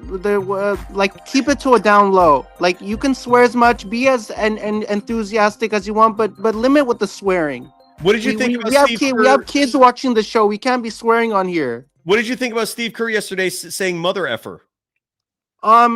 When Steve Kerr said Pat Spencer was a mother effer, I clearly see that he was excited for Pat Spencer, that he had a great game, and it came on his voice. And and Steve Kerr was asking that, am I going to get in trouble for saying this?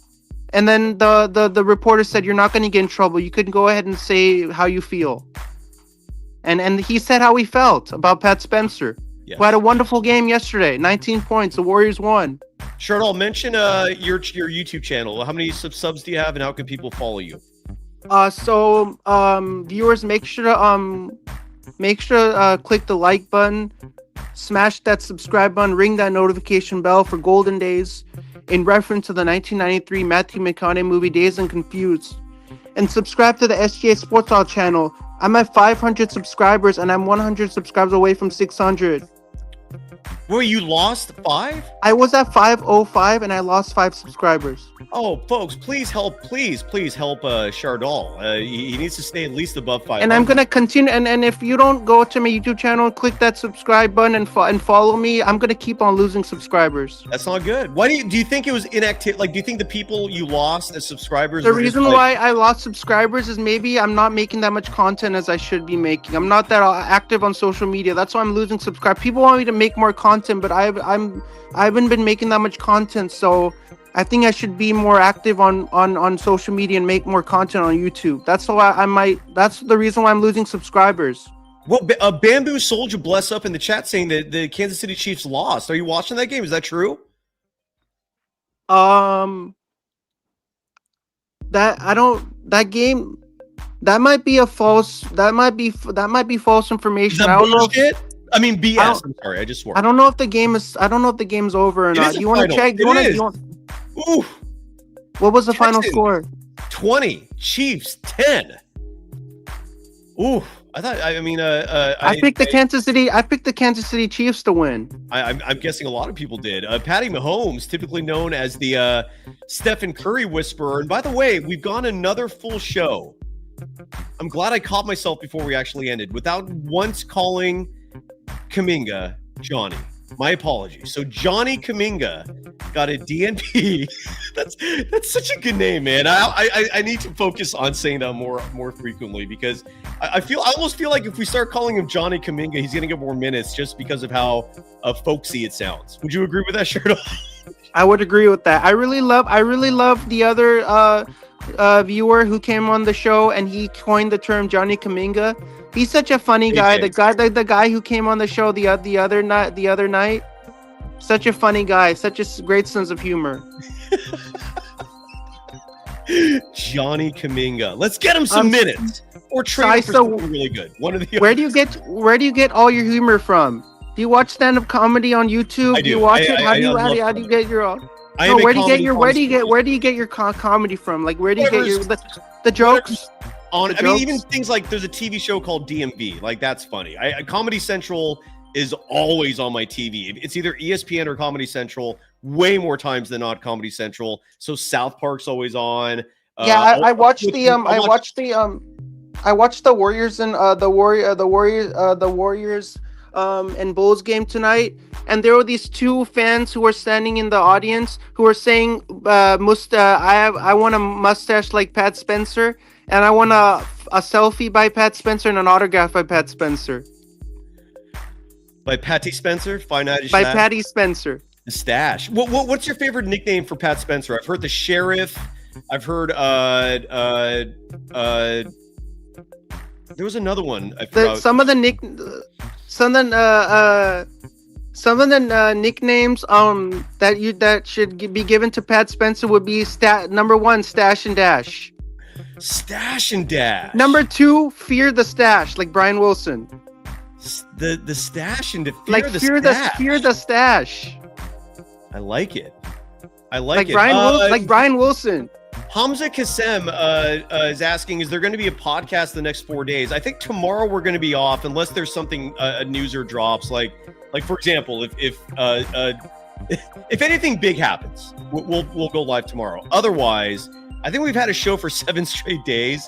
So we're going to take tomorrow off. Tuesday night. Sai, just to let you know, when you scheduled the Kings and Warriors I-80 crossover, you put the wrong date on YouTube by accident. You put December 9th. It's on January 9th. You put the wrong date. Oh, shit. Thank you. Yeah, you put the game, the Warriors and Kings play on January 9th. You put December 9th. Everybody's going to think the show's on December 9th. It is on December 9th. It's this Tuesday. No, they don't play. They play on January 9th. I know, but Mark and I are just doing a crossover anyways. So can I come on? Can I come on? Yeah, we already talked about this. Yes, Tuesday night. But the game is actually on January 9th. That's the actual game. There's no game. So Mark and I will just be doing a show. The Kings played. So you're doing a show tomorrow, but I'm saying the Kings and Warriors actually play on January 9th, Tuesday. Well, maybe then we'll do a show then too. But Tuesday, December 9th, Mark Haynes and I, approximately 9 p.m. Pacific, we'll do a show just to catch up on both their teams, see if the Kings have any assets that they can maybe trade to the Warriors, and just have some fun. You're gonna come on and meet Mark, right? I'm gonna come on and meet Mark. I want to meet Mark. I've never met Mark before. We're gonna see if what the Kings would offer for Johnny Kuminga. So, we'll do the King. I don't think the Kings have anybody that the Warriors would want, though, right? I don't think the Warriors want, and I don't think the Warriors want anybody from the Kings. Oh, and Officer Pat is another one for nicknames, but I think the So Sheriff. I have three ones. So number 1, Stash and Dash. Number 2, Fear the Stash. Number 3, Pat the Sheriff. Pat the Sheriff and the Stash. And Fear the Stash. There's a And lot of good Fear the nicknames. Stash. There's a lot of good nicknames. He's I'm spinning. Okay. I'm a big fan of you. I think you make some great content videos on YouTube. I hope you get some great guests on your show. I hope you try and get hold of LJ Cryer to come on your show. I would love to I would love to meet LJ Cryer on your show and ask him some questions. And maybe when LJ Cryer comes on your show, maybe everybody should submit questions to you for LJ Cryer, and then you'll read all the audience's questions live on the air. So Hamza Kassem, we will have a show Tuesday night at 9 p.m. Pacific, and then I'm guessing we'll have at least one more. Or maybe the Hall of Famer will come on. Rick Bucher and I have been talking about him coming back. Who knows? Stay tuned. Follow the program on social media at Golden Days Pod. We always post updates. So what's your Thank you for your what's support. What's your Mount Rushmore of current or past Warrior players? You first. Current, Stephen Curry, Draymond Green, Jimmy Butler, Guy Santos, Brandon Pajemski. That's 5, and Mount Rushmore has 4. So I'll say Stephen Curry, Brandon Pajemski, Jimmy Butler, Guy Santos. Brandon Pajemski is on your Mount Rushmore? Yeah. Okay. So you were doing 2 separate Mount Rushmores, current and former. And my past would be Clifford Ray, Mitch Richmond, okay, Rick Barry, Clifford Ray. I like that. That's some good knowledge. Who's the 4th? Chris Mullin? Chris Mullin, number 4. There you go, kid. Good stuff. I know. I'm so surprised. I know all the. I know Clifford Ray, even though I wasn't there around that time. I'm so surprised. I even know Rick Barry and Clifford Ray, and Chris Mullin. I'm actually surprised. I know those. I wasn't around the decade when those players were playing. I wasn't around either. But I'm actually surprised. I know. That's a lot of knowledge I'm dropping on the stream. And Clifford Ray, in case people don't know, besides being one of the key players on the 75 title team, saved a dolphin's life. There used to be a Marine World Africa on the peninsula. I think it was in San Mateo or somewhere near there. And they called Clifford Ray to come save the dolphin because it swallowed a screw that was in his abdomen and they needed his long arms. True story.